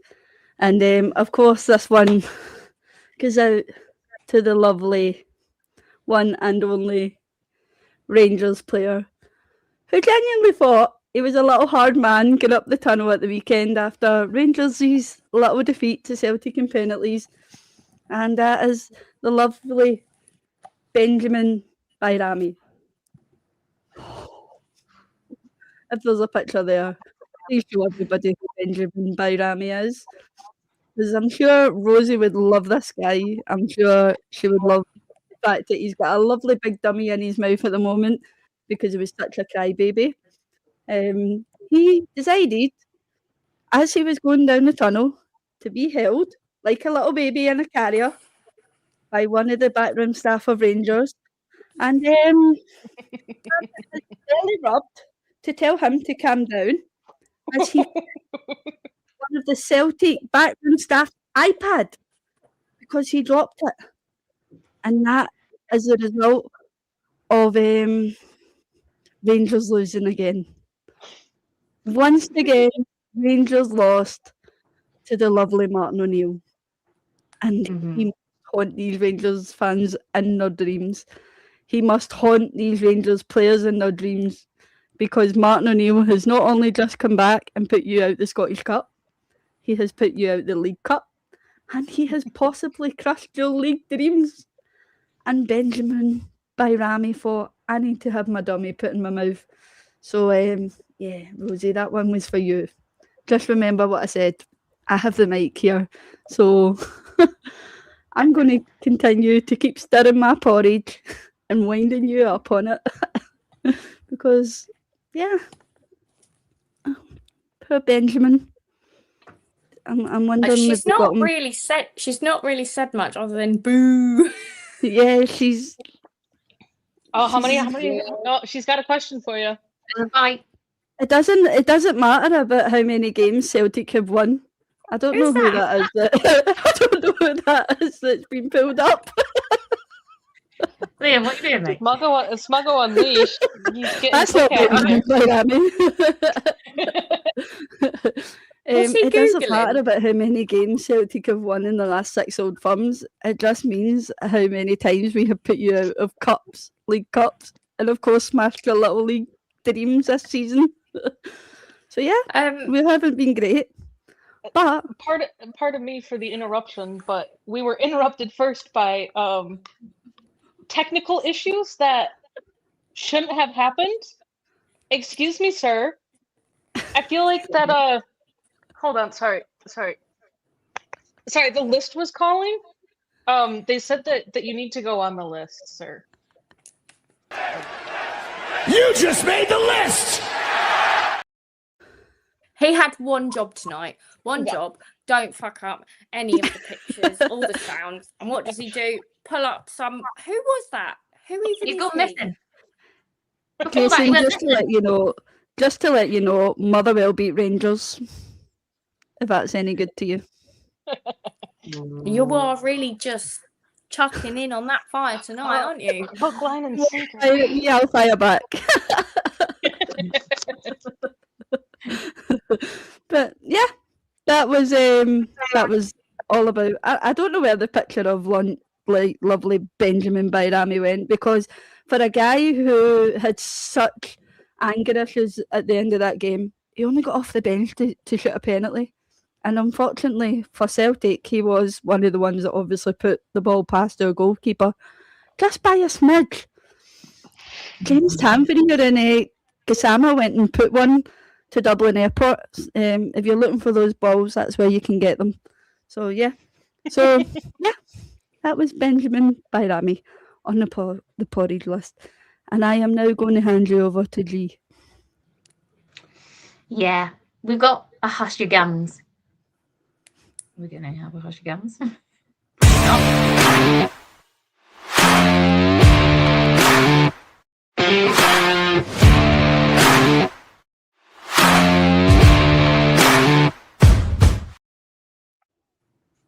A couple of people have mentioned and sprinkled the name earlier in the chat, and we don't let you down. We might not bring it up, but we don't let you down because we always come back to the point.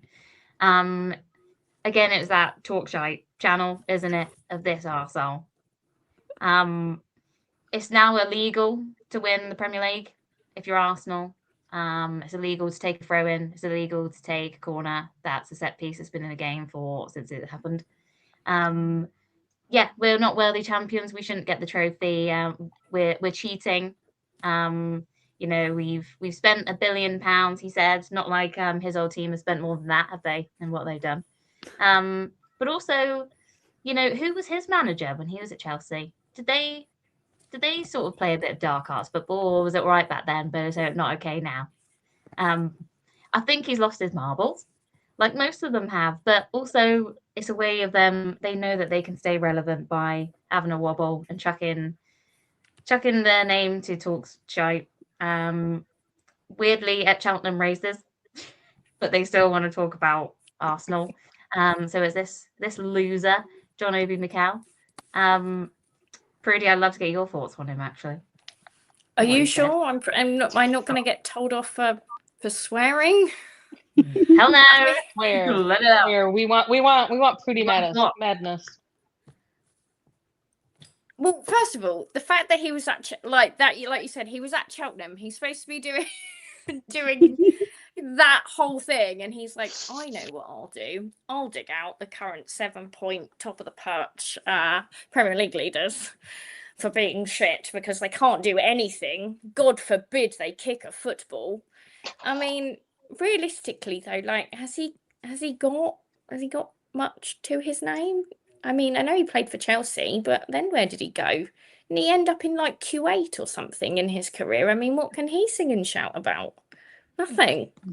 I mean, anyway, the less said about him, the better, because like you said, I think at this point we've realised that these ex-players from other teams, all they want to do is dig us out. They don't have anything to say that is relevant. All they want to do is dig us out to keep themselves relevant because it's the hot topic of conversation. Again, they don't have a coherent argument. Oh, Arsenal plays illegal football. It plays dark arts, whatever they say. It's like, no, we've just realised that there was this part of the game that we could hone in on, perfect, put it out there, doing a tactic other people hadn't tried. It's not dark arts. It's just football. Mm-hmm. So exactly. I just they all piss me off, all of them. They come out and they say they have their little 5 minutes, they get their few thousand likes and shares, and it's like you said, it's just to stay relevant when it's just absolute waffle. He has a cheek to have Mikel in his name. Get that out. I think it's the actual name is what Jonesy had put up there. If I'm not mistaken. I don't know. I'm not sure. John Obi Pickle? John Obi Pickle? Yeah, that'll do it. Yeah, he is this week's Hush Your Gums, and I'm sure he'll probably be back. But that will lead nicely to you, Catherine, for your next segment. Yep, the next segment is the good old see you next Tuesdays. Oh, I can't say that.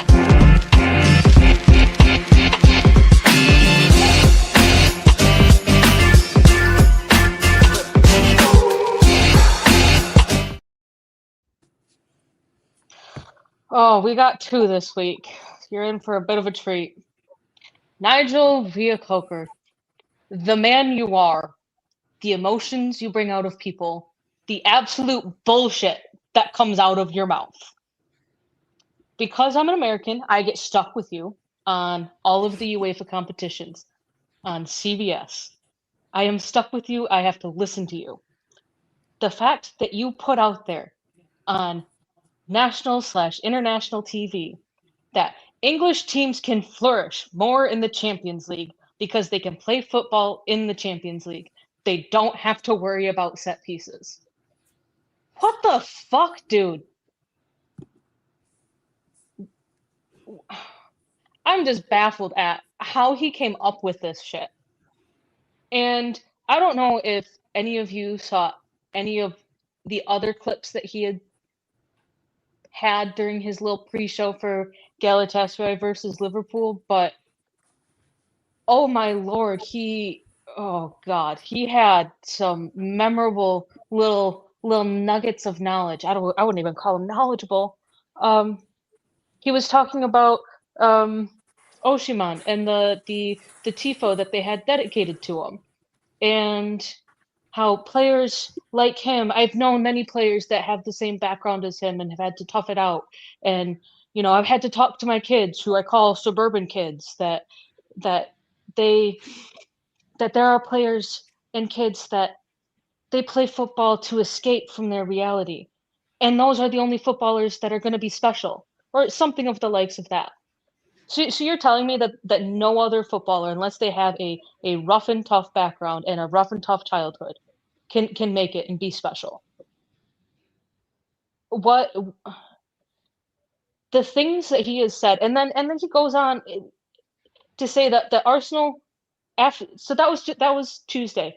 We get to Wednesday, we get to Leverkusen versus Arsenal, and he says Arsenal gave it their best, but we're very short today. Arsenal have to be the more aggressive team when Arsenal are at home. And if Leverkusen keep it 0-0 at halftime, Arsenal fans will start to get nervous. Which, to be fair, yeah, we'll all be nervous if it's still 0-0 at halftime. But Arsenal are still going to be the home team. Mm-hmm. And the way that he was going on about some players and the childhoods that they had, calling his own kids suburban kids, and saying that Leverkusen are going into a game at the Emirates as the favored team, as long as they are level, they have a level scoreline at halftime. Dude, what the fuck? It's not going to be a walk in the park for Leverkusen at all. I don't know how he has come up with any of these. I think when he got to the studio, or when he left his house, he did phone, wallet, keys, I got everything, but he left his brain right next to the door. Because I'm just lost with this dude. So, Nigel Reo-Coker, you, sir, are getting presented with the Lifetime Achievement Award of a See You Next Tuesday. And you always will be, sir. I don't even know if I want to call you sir. Does he even deserve that? No, it's a him. It's not even a sir, it's a him. You him, not you her, you him. Oh, do you guys have any thoughts on him? No, it's not worth it. No, just the comments that he makes just piss me off way too much. I mean, he is a special man who, again, forgot his brain at home. I'd gladly turn my hearing aids off every time I see him. I left Jonesy's name there for him. He might get a brief mention, but our second See You Next Tuesday, Pedro Neto, you, sir, fucked up. I did a little bit of digging. I saw your little clip from ESPN saying, I said sorry 35 times. I gave him my jersey. What the fuck, dude? Your team, okay, we're going to go back to this whole crumble of the week situation of Chelsea. Your team is down by 2 goals in the final minutes of the game. Let me back that up. In the final 90 seconds of the game. You aren't going to be equalizing the game in the next 90 seconds. So why the fuck are you pushing the ball boy who's just doing his job? He's just holding it. He's not doing what some people do and, hiding it behind their back and running away from you. He's just standing there. And you go and you push him, and all you're doing is delaying the game and delaying the inevitable blow of the full-time whistle. And instead, you decide to be, oh, look at me. I'm Macho Man. I play football for Chelsea Football Club. I'm better than you. I'm going to shove you. No, what was the point of that? All you did was you let PSG get another goal. So you screwed your team over. You 90 seconds to be an actual man and take a loss, take a 2-goal loss, take that back to Chelsea and get on with it. But instead, you shoved the ball boy, and now UEFA have charged you with unsportsmanlike conduct, and they're going to wait for further review. And you saying, oh, well, I apologized to him like 35 times and I gave him my jersey. Why would the PSG ball boy want a Chelsea jersey? I mean, Chelsea have a habit of it anyway, don't they? It's the thing I'm that so Chelsea sorry. do. That was quite rude of me to constantly laugh through your segment there, but Pruddy. Sorry, Oh, guys. you killed Liam off when he's not here. Sorry. I don't know if you could tell, but I think he's a bit of a wanker. I guess. Love it. Yeah. I saw the clip and I just thought, what a wanker. I have to go back and I was like, when did this actually happen? So on Opta, you can change the time frame of when you want to be looking at things. So I narrowed it down to the last 4 minutes of the game, which, mind you, it was 90 seconds away from the full-time whistle being blown. Yeah. PSG had they were getting the ball off of Chelsea that entire time. So Pedro Neto, on behalf of the Cannon and Friends show, we would like to present you with a special edition trophy. It's called the See You Next Tuesday trophy, and you are one of the proud owners of this trophy. And we really do wish that we could send you an actual trophy to display next to all of your Man of the Match awards, if you have any. But I think this one would take prime spot in your trophy cabinet. I think the guy's got more things than he has trophies. Yeah. Yeah. A deserved candidate this week. 100%. Definitely. What a prick. There you go. I mean, on a brighter note, we can go into the birthdays and get rid of the See You Next Tuesdays and the bad taste that leaves in your mouth.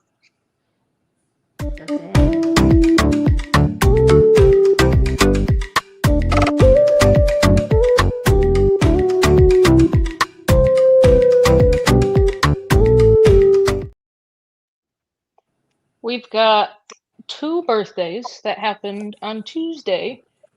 Both of them are active players. We have Christian Norgard. He turned 32. He has made 17 appearances for us this season and has 2 assists to go along with those 17 appearances. So happy birthday, Christian Norgard.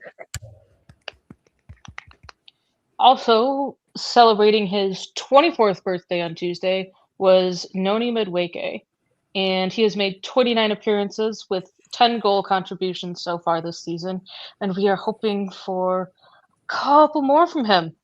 Optimistic that he can increase that tally a little bit for us. Next up, we have our 19-year-old who's turning 20 tomorrow, Tommy Setford. He made his brief appearance in the FA Cup this year, and we look forward to what more he can provide for Arsenal in the coming years. And that is 20 tomorrow to him. Then former players, we have Nicholas Anekla, he's turning 47 on Saturday. He made 89 appearances and scored 27 goals for Arsenal. Love Anelka. And our last birthday of the week He's turning 37 on Monday. He's made 364 appearances and has scored 96 goals. Theo Walcott. Theo. Ew. Mass amounts of appearances there from him and goals there. So happy birthday and belated and early to all of you, as well as to Mr. Jonesy, who's active in the chat. So Yeah. six Arsenal birthdays, fans and players alike. Happy birthday. Happy birthday. Mm-hmm. And I believe Pruddy is up next. So we are just going to do the Kevin Campbell Cap of the Week.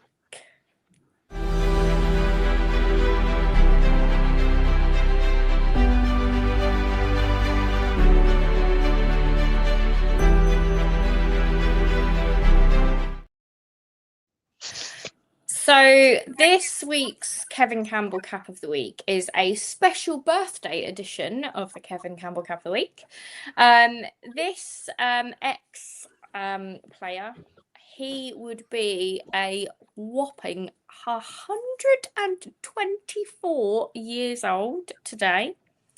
And it is none other than Mr. Cliff Bastin. He played 396 games for the Arsenal and scored a massive 178 goals. So yeah, he was born in 1912, so he'd be 124. I mean, look at that. I love these black and white photos. Yeah. Look at that. It's Look prime. at that old crest as well. With the old jersey with the massive collar on it. Yeah. You'd love Oh, to see how the tops would look in colour these days, wouldn't you? Like, Yeah. Mm-hmm. Yeah. So he is getting our special birthday edition of the Kevin Campbell Cap of the Week, Mr. Cliff Bastin. So let's give him a 5-second birthday legend clap.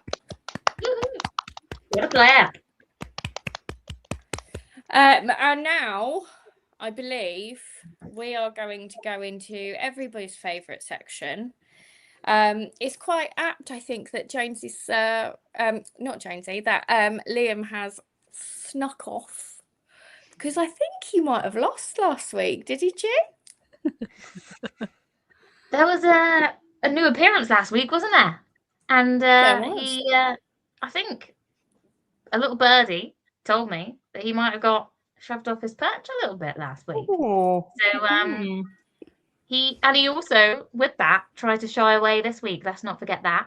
Tried to shy away from it, didn't he, girls? Well, Come I on. just want to say, Big Vanished. Darius came in with the goods with the FA Cup predictions. Someone else also came in with the goods for the FA Cup predictions that week. Oh, I don't know. Didn't do so well in the Premier League. But I was gonna say, I think you crumbled a bit, and you didn't even finish second. No, but I'd had a lot of Pinot Grigio, so blame the wine. we will. So what's gonna be your excuse next week when you lose? Catherine, we're supposed to be a team here. no, Yeah. Every woman for herself. Don't turn against our own.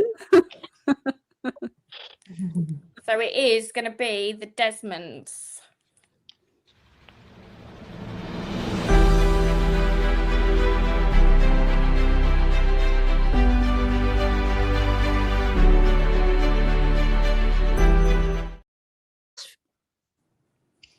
as much as we'd love to whack him on the list for that, he is supposed to be joining us again for these because he's going against us this week. Not individually, we're all getting up and go for him. So is he joining us? If we give him a second to join us, or is he going to shy away? I think he's going to shit it and run, to be fair. Shite bag. The list. 10 seconds. We'll give him 10 seconds before to join. You just made the list! He's waving the somewhere. white flag. You just made the list! Waving Nearly the there white flag. somewhere. You just made the list! Come on. You just made the list!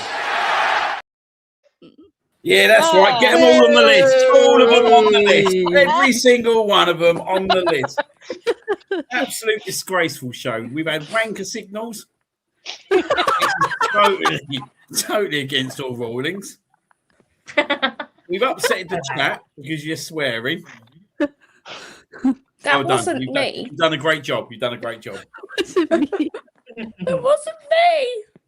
Right, it's one of the funniest moments ever. I don't think you realise how funny that moment was. Wait, when I was doing the See You Next Tuesdays, Yeah, when you were Pruddy was talking doing so everything. seriously and getting right into it, and then you got that one at the back. It was like at the in-betweeners. I'll be honest. I had my notes up, so I couldn't even see what everyone else was seeing. That's why I apologise for laughing all the way through your segment, because Pruddy was just Absolutely, I was in tears. Yeah, here he is. Here he is. Look, they're all happy to see me back. Here he is. Come on. I'm only here to beat these four. You come back to give Darius his flowers for absolutely spanking you last week. He got lucky, didn't he? He got lucky. Do you know what he predicted? I don't want to get in any skins here, yeah, but I'm going to get in some skins. He predicted that the Rangers Celtic would end in a draw and Celtic would win on penalties. He deserves to win it. He deserves to win it. You hear that, Rosie? Who won He in deserves penalties? to win it. Ho, ho, ho. Fair play. Fair play, Darius. 5 seconds, Darius. What an absolute king. He done really well. But do you know what? Yeah, right, Darius. You just made the list! Put Darius on the list. Yeah, you do. He can't beat Smuggo in his own game. Get on the list. Jonesy's saying that we were too chaotic and that there's going to be order now. Excuse you, sir. Well, Well, he knows. He wants some order back in the show. We've been talking. They didn't call us the Angels of Chaos for nothing, did they? we delivered. Oh, yeah. I don't think Rosie's happy with Darius either. What an arsehole he is for that. I noticed how it was only 2 Rangers fans that said Smuggo's back. They were lucky I weren't here when you were talking about it. I can tell you that much. Anyway, so what are we doing tonight? Look, this is your idea tonight. Well, we thought, as it went quite well a couple of weeks ago, didn't it? Some of us battled you. Well. So, three of you battled me. yeah.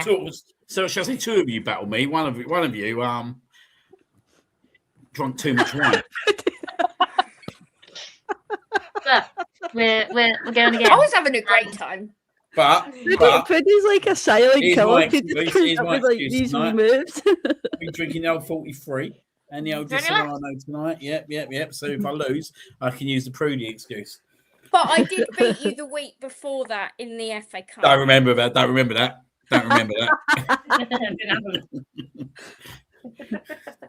Shut me. Yeah, so we are going as our group against you. So not individually this time. We're teaming up.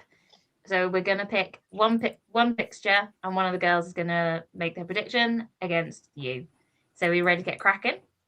Yeah, I've got the fixtures up. If anybody, Yeah. So I've got them as well. You go for it. is there a Unless Friday? there's one? No. Nope.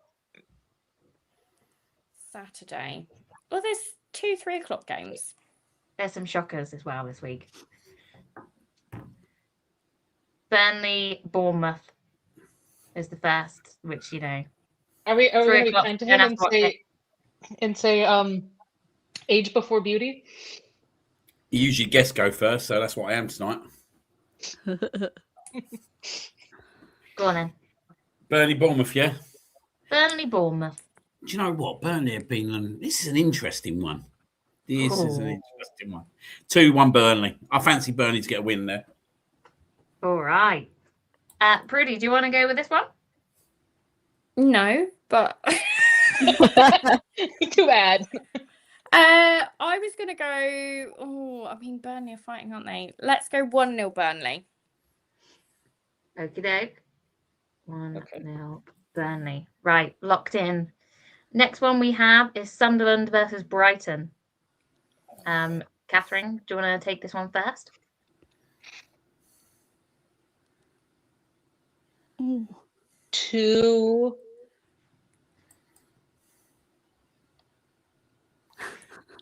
Sunderland. Sorry. 2-1 Sunderland. Sunderland Sir? are at home.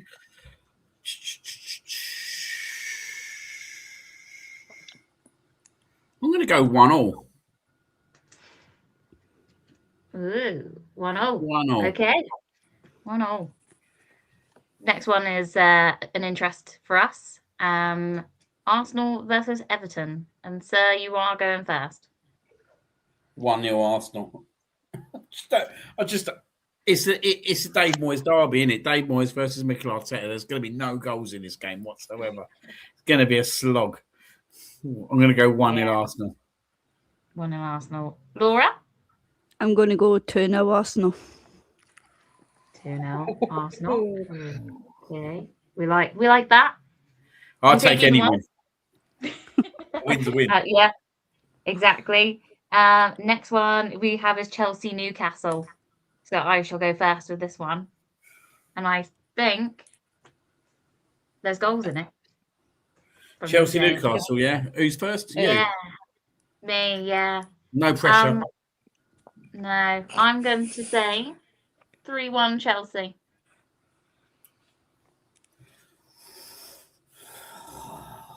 Good old Chelsea, eh? The team that got rolled over in the last 6 minutes against Paris Saint-Germain.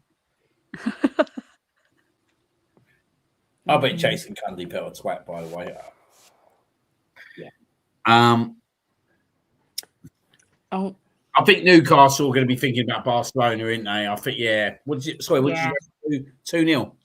3-1. I'll go. Close. I'm going to go 2-0 Chelsea. 2-0 Chelsea. Okay, big one for Saturday night football. West Ham versus Man City. You are first.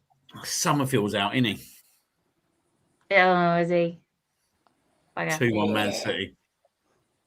2-1. Yeah, I think that's a big loss for them, Summerfield. Yeah. Pruddy, this is for you. oh, hang on a minute. Chat. Is it Mr. Mayor or is it Ross that has to grow the tash if West Ham stay up? Just trying to decide what I wanna do here. It's Liam that's to grow the tash. That's if Arsenal win the league. He has to grow a stash plus go to the last game in a parrot suit. If Arsenal win the Champions League, Pruddy has to get her ass tattooed with Gabrielle. So Right. So Ross, apparently. I feel like West Ham are going to have something to play for, but like you said, Somerville's out. But then City, I want West Ham to win. The reality is, I don't think it's going to happen. But what did This you is go big for? points. There's no pressure. This is big points. Thank you. This is all your pride. I'm going to go for another draw. Oh, what's the scoreline though? a Desmond? Desmond. I tell you what, I'd let you win these predictions if that happens. We'll all take that. Why goes out the window. I'll be all your sheep if that happens. You know what I mean? In the best possible way, that is. We go to Sunday. What you said, Pruddy has to grow a tash. That'll take a while. I've got 20 stick-on ones, Rosie. Don't you worry about that. I thought you were here. Catherine, we'll come to you for Palace versus Leeds. What is it? I'm trying to think here.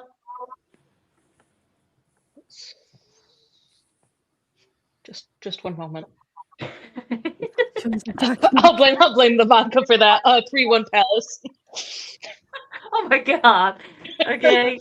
3-1 Palace is. If we lose that, we're blaming the vodka.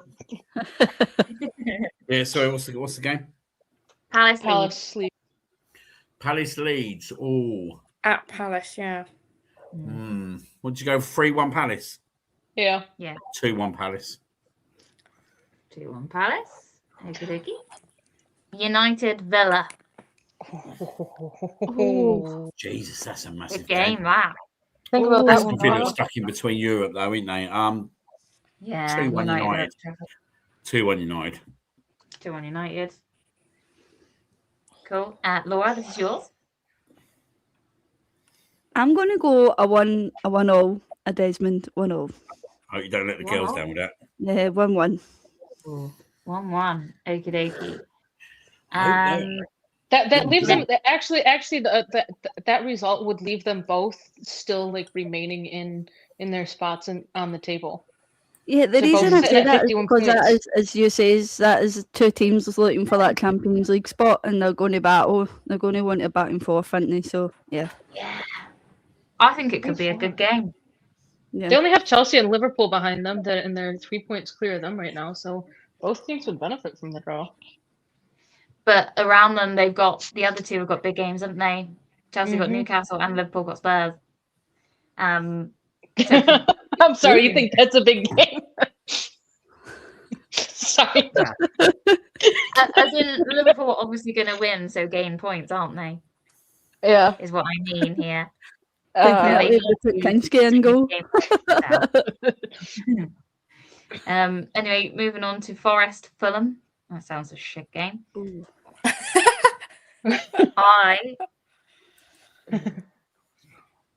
I'm going to say 2-1 Fulham. Although at this point we'd obviously want Forest to collect the points, but Fulham are on a good patch at the moment. Yeah. Fulham are And Forest lost today. Forest just lost today. Yeah. I'm going to go for. I've just seen how Forest done today, fun enough. 1-0 lost, and they were home. Oh, that's that's bad, isn't it? So actually, Fulham had a week's rest. Forest have what, 3 days, 4 days? I think Forest need this more than Fulham, though. 2-1 Forest. 2-1 Forest. All right, we've gone for 3-2-1 so far. Then the not big game. Liverpool Spurs. You're first on this one, sir. This could be brand damaging, couldn't it?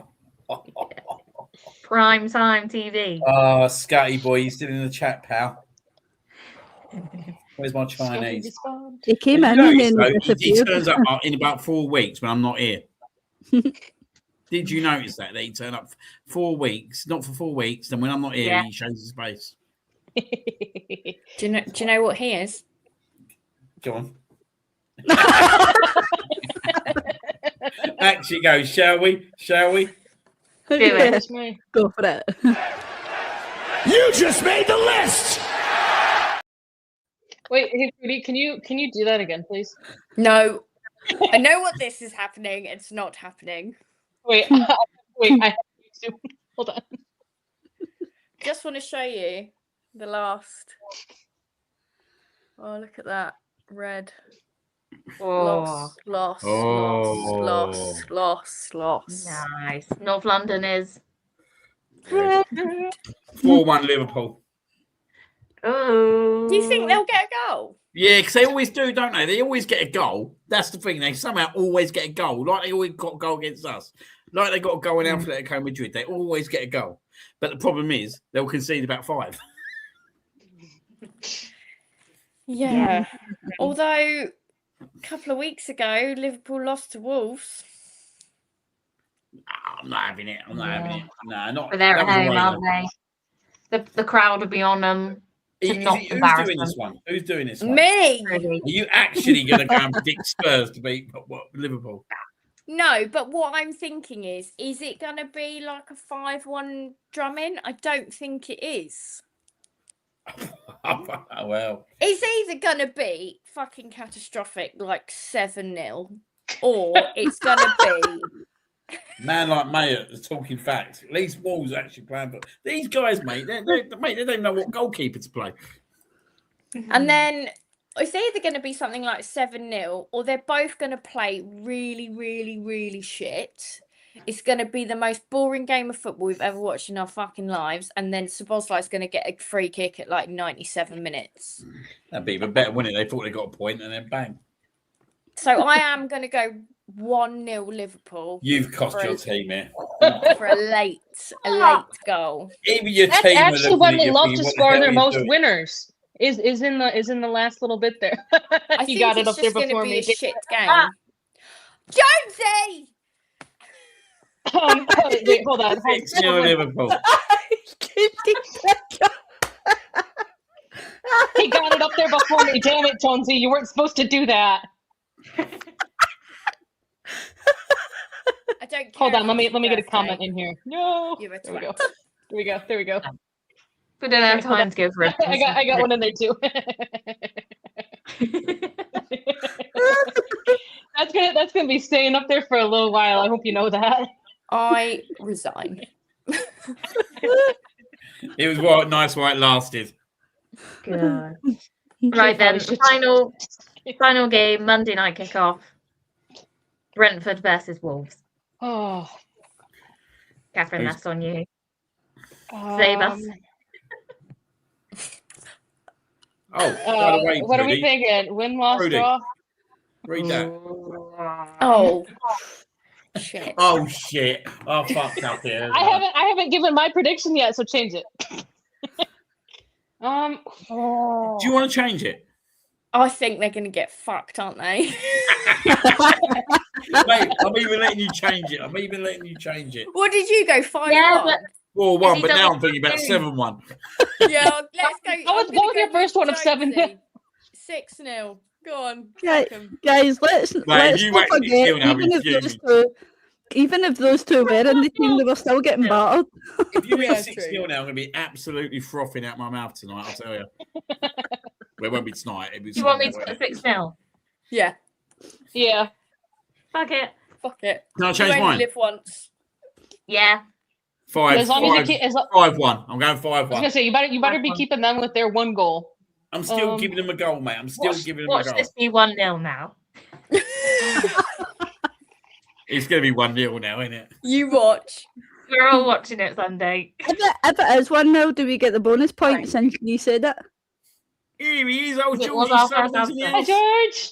Stevie Hi, George. George. Here he I is. feel like I've just been bullied. You It's just did been just found out, crumble I peer think. pressure there. I'm Yeah, trying to right, think through this Brentford game because Brentford, if they win, then they are in a stronger position to be in Europe next year. Wolves have literally nothing to lose at this point, other than the possibility of them not finishing 20th, and they've won their last 2 games. I mean, I did get my Wolves prediction of a win against Liverpool right, and I'm kind of going back towards that, but I don't want to shoot my ladies in the foot with that. Do it. So I'm gonna go with my Wolves prediction against Liverpool, and I'm gonna say 2-1 Wolves. Okay. 2-1 Brentford. All right. Oh, Done. Locked in. There could be some chaos between the Angels, mate, after this weekend. Are we having a goal scorer? We've got to have goals scored, and we've got to have top goal scorer as well. All right. I think what Laura Leah and then Laura for top goal scorer.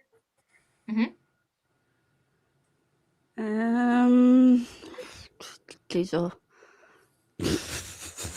I mean, given our Liverpool score predictions, Yeah. I swear to God, if you say Mo Salah, I'm gonna fly over there and hit you upside the head.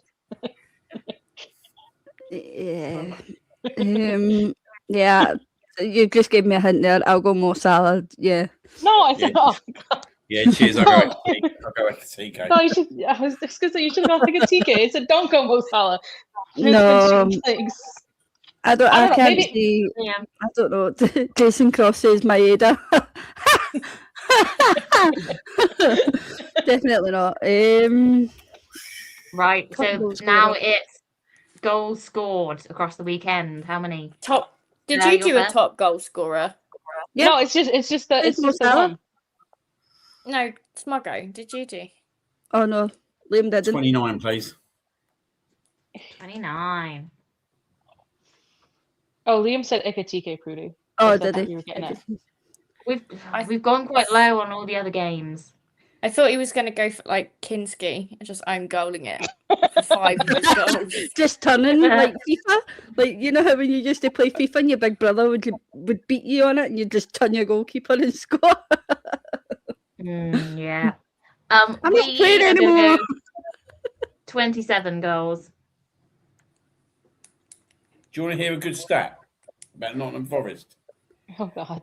Nottingham Forest has scored once in the last 96 shots at the City Holy Ground. fuck. At the City Ground, 96 shots and they scored one.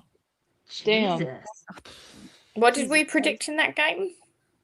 Yeah, a 2-1 Forest. Yeah. I did. We said 2-1 for them. Damn. 29 from Luke Barwick, 30 from Andrew Mayer, 35 from Georgie Sullivan. Big goals. I feel like we could throw a bonus game in there Okay. because there's a women's cup final this weekend. I feel like Go we on. could throw that in there. Yeah, chuck Oh. it in. If you wanna- if you Manchester wanna do a United debate. women versus Chelsea women in the Subway Cup final. Sorry, who is it? United. Yeah. Yeah. And Chelsea came out today saying that their backup striker got injured again, and she hasn't been back this season. Sam Her name Kerr is Millie and, Shite. and Ellie Her name's Carpenter are Millie out Bright. with the Aussies. Millie Bright is not going to be available. they just Millie got Shite. rid of they just got rid of Guro Wrighton. She's off to the NWSL, and I haven't heard of any injuries or major players missing for United. So this is more of a fuck you to Chelsea, Yeah. in my mind. But I think technically that would be Pruddy up. Pruddy wants to give a. She's like, I don't watch women's football. Wow, sorry, it's her turn. Do they United have to I win? know Noah. I'm going. United are missing Yeah, no they one. have to win. Pruddy. Cup final. Do they have to? Is it like? Can it be 0-0? No, it's cup That final. would go It's to extra not time and penalties. It's a final. 1-0. Well, we give you a hint, Two- Pruddy. Chelsea have been shit lately. 2-0 United. There we go. Okay. There we go. You know. 2-1 Chelsea. Oh, fuck you. From Liam. Jonesy, I don't Okay. think the Latoon will be you playing. I guys think It's not he's goal point still now, is it? back me. It's not a gold coin now, is it? No, it's not. But I feel like it was a cup final. We did one just for the Old fancy Firm Chelsea in Derby, a which cup was just final. part of They a do, cup. No. but- The one They is do get the, through the to one on meatball marinara. Sonia Bumpastor or Sonia Bony Tuna Pasta, pasta. tuna pasta, bony pasta, tuna pasta, same difference. See, George is with Pruddy. He says 2-0 United. Yeah. We'll be all right. What the? Quit showing us pictures of little boys. That's illegal, dude. Yeah, that's not Benjamin Bayrami. Mate, that's Benjamin Barami, honestly. That's not. You left about 18. That's a little boy. You aren't supposed to be showing us pictures of little boys. Right. Anyway, That's Benjamin Catherine- Barami. it's over to you for the Rosie MVP. No, he's gone. He's gone. He's not gonna play the clip. Oh my God. Hey! All right. Liam's gone. He's calling himself the MVP because he's finding himself putting up pictures of boys to be the funniest thing ever. Who is it? Jeez. Come on, boy. Have you Grab your bottle of Googled 43 the and take a wrong drink. Person? Pardon? Have you googled the wrong person? No, I don't deliberately, did I? He's gone. He's gone. I mean, if he was in the chat, He's I might actually have an MMA fighter. Benjamin Padrami. You're supposed to be looking at this guy. No, I'm looking at this guy. He thought he was him. He thought he was him. He thought he was him. Mr. Angry. Do you know what I mean? Oh, what a plonker. Mr. Don't you say Oh, I've you seen know that guy why? before? He served me a flat beer in the coronet. You know what? Mate, You know what? He hasn't. Mate, it was definitely a flat beer you had as well. It's because the Rangers player's not called Benjamin Bashford. Yeah, he's called Benjamin Bayrami. No, he's not. It's called Nadim.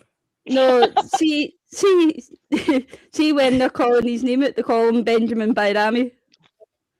Ask Rosie, she will. Oh, mate, I've just got for the MMM validate guy. that. God.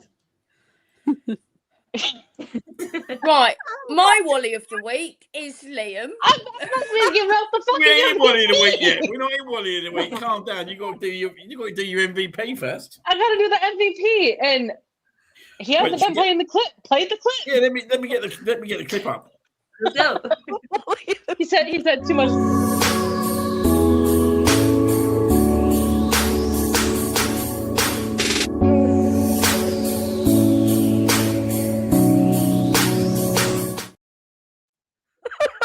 Pruddy's gone.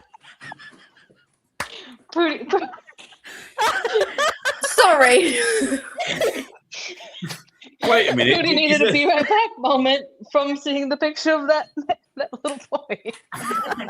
We're just waiting for Pruddy to come back onto set. We'll be back shortly. Oh. I'm back. I get to select the MVP of the week from the chat, and it's going out to someone very special. He's maybe celebrating a birthday today, and he may have also beat me to changing his profile picture.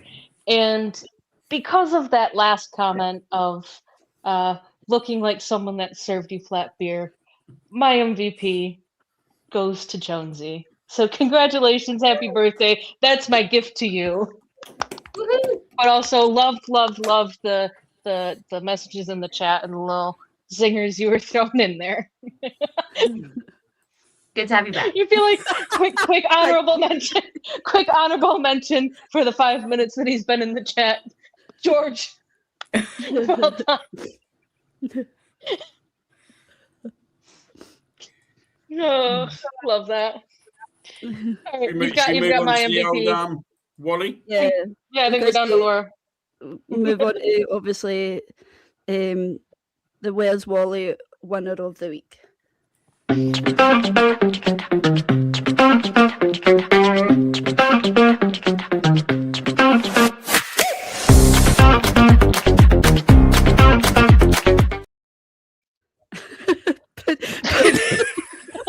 But do you want That's to the Wally right there. do you want to clearly say who your Wally of the week is? Because you wouldn't. Fucking one job, mate. One job. Google the right fucking guy, get the right fucking picture up. That's show business. That's show business. That's show business. Oh. You wouldn't be laughing now, would you, if I didn't bring this geezer to the platform? Oh, Jesus. You know, somewhere someone's going to show him this stream and he's got no idea why his picture's been pulled up. A bit like John Terry's mum. That's right. So my Wally is you, Liam. Thank you. I know you've always wanted this award. Do I need to do a speech to it? Do I need to do a speech? Yeah. I mean, we can do, or like next week we can get you in the red stripy top with a hat if you like. Do you know what? I actually, do you know a funny story? Yeah, right. I'll get the picture. I'll get the picture for next week. I actually went to Butlins as well as Wally. Yeah. Do it next week. Yeah, do it. If you don't, you're a shite bag. Actually, I don't know if I've got the pictures to be fair. I might be. Am I picking a Wally for this one? Or is Pruddy? No, you can have a Wally. If you want Wally, you can have a Wally. Yeah, I'm going to pick Andrew, mate. I didn't think there was anything worse than being a Rangers fan along with Rosie, and that's what Andrew is. So yeah, he's proved that he's a Wally tonight. Well done. It's Marge. Oh, you asking, is Marge Simpson colourblind? I don't. Wait, maybe. Oh god. Not one I've ever thought of, sir. I bet Rosie's glad that she hasn't won that this week. Nah, I wouldn't put Rosie on it, considering me and Rosie have a mutual understanding about certain Rangers. So Andrew was just a letdown tonight to me. It took her 4 hours to message me back on Sunday. I was like, she's got the out with me. I better back off. Better be careful. Legs broken. Yeah, definitely. And I think Catherine's going to end the show. Yeah, so thank you all for joining us and taking 2.5 hours of your evening and relishing in the absolute chaos that is the four of us, and I guess Liam can be mentioned there too. So I don't know about you guys, but I've had so much fun tonight, and it's Thursday. This week has been a bit hellish, at least for me, and this has brought me up as the show always does. So thank you from America out to you guys over there in England and Scotland and wherever else you guys are tuning in the chat. If anyone else has anything else to say, go ahead and say it. Otherwise, we'll see you next week. Thursday, not Tuesday. Good night.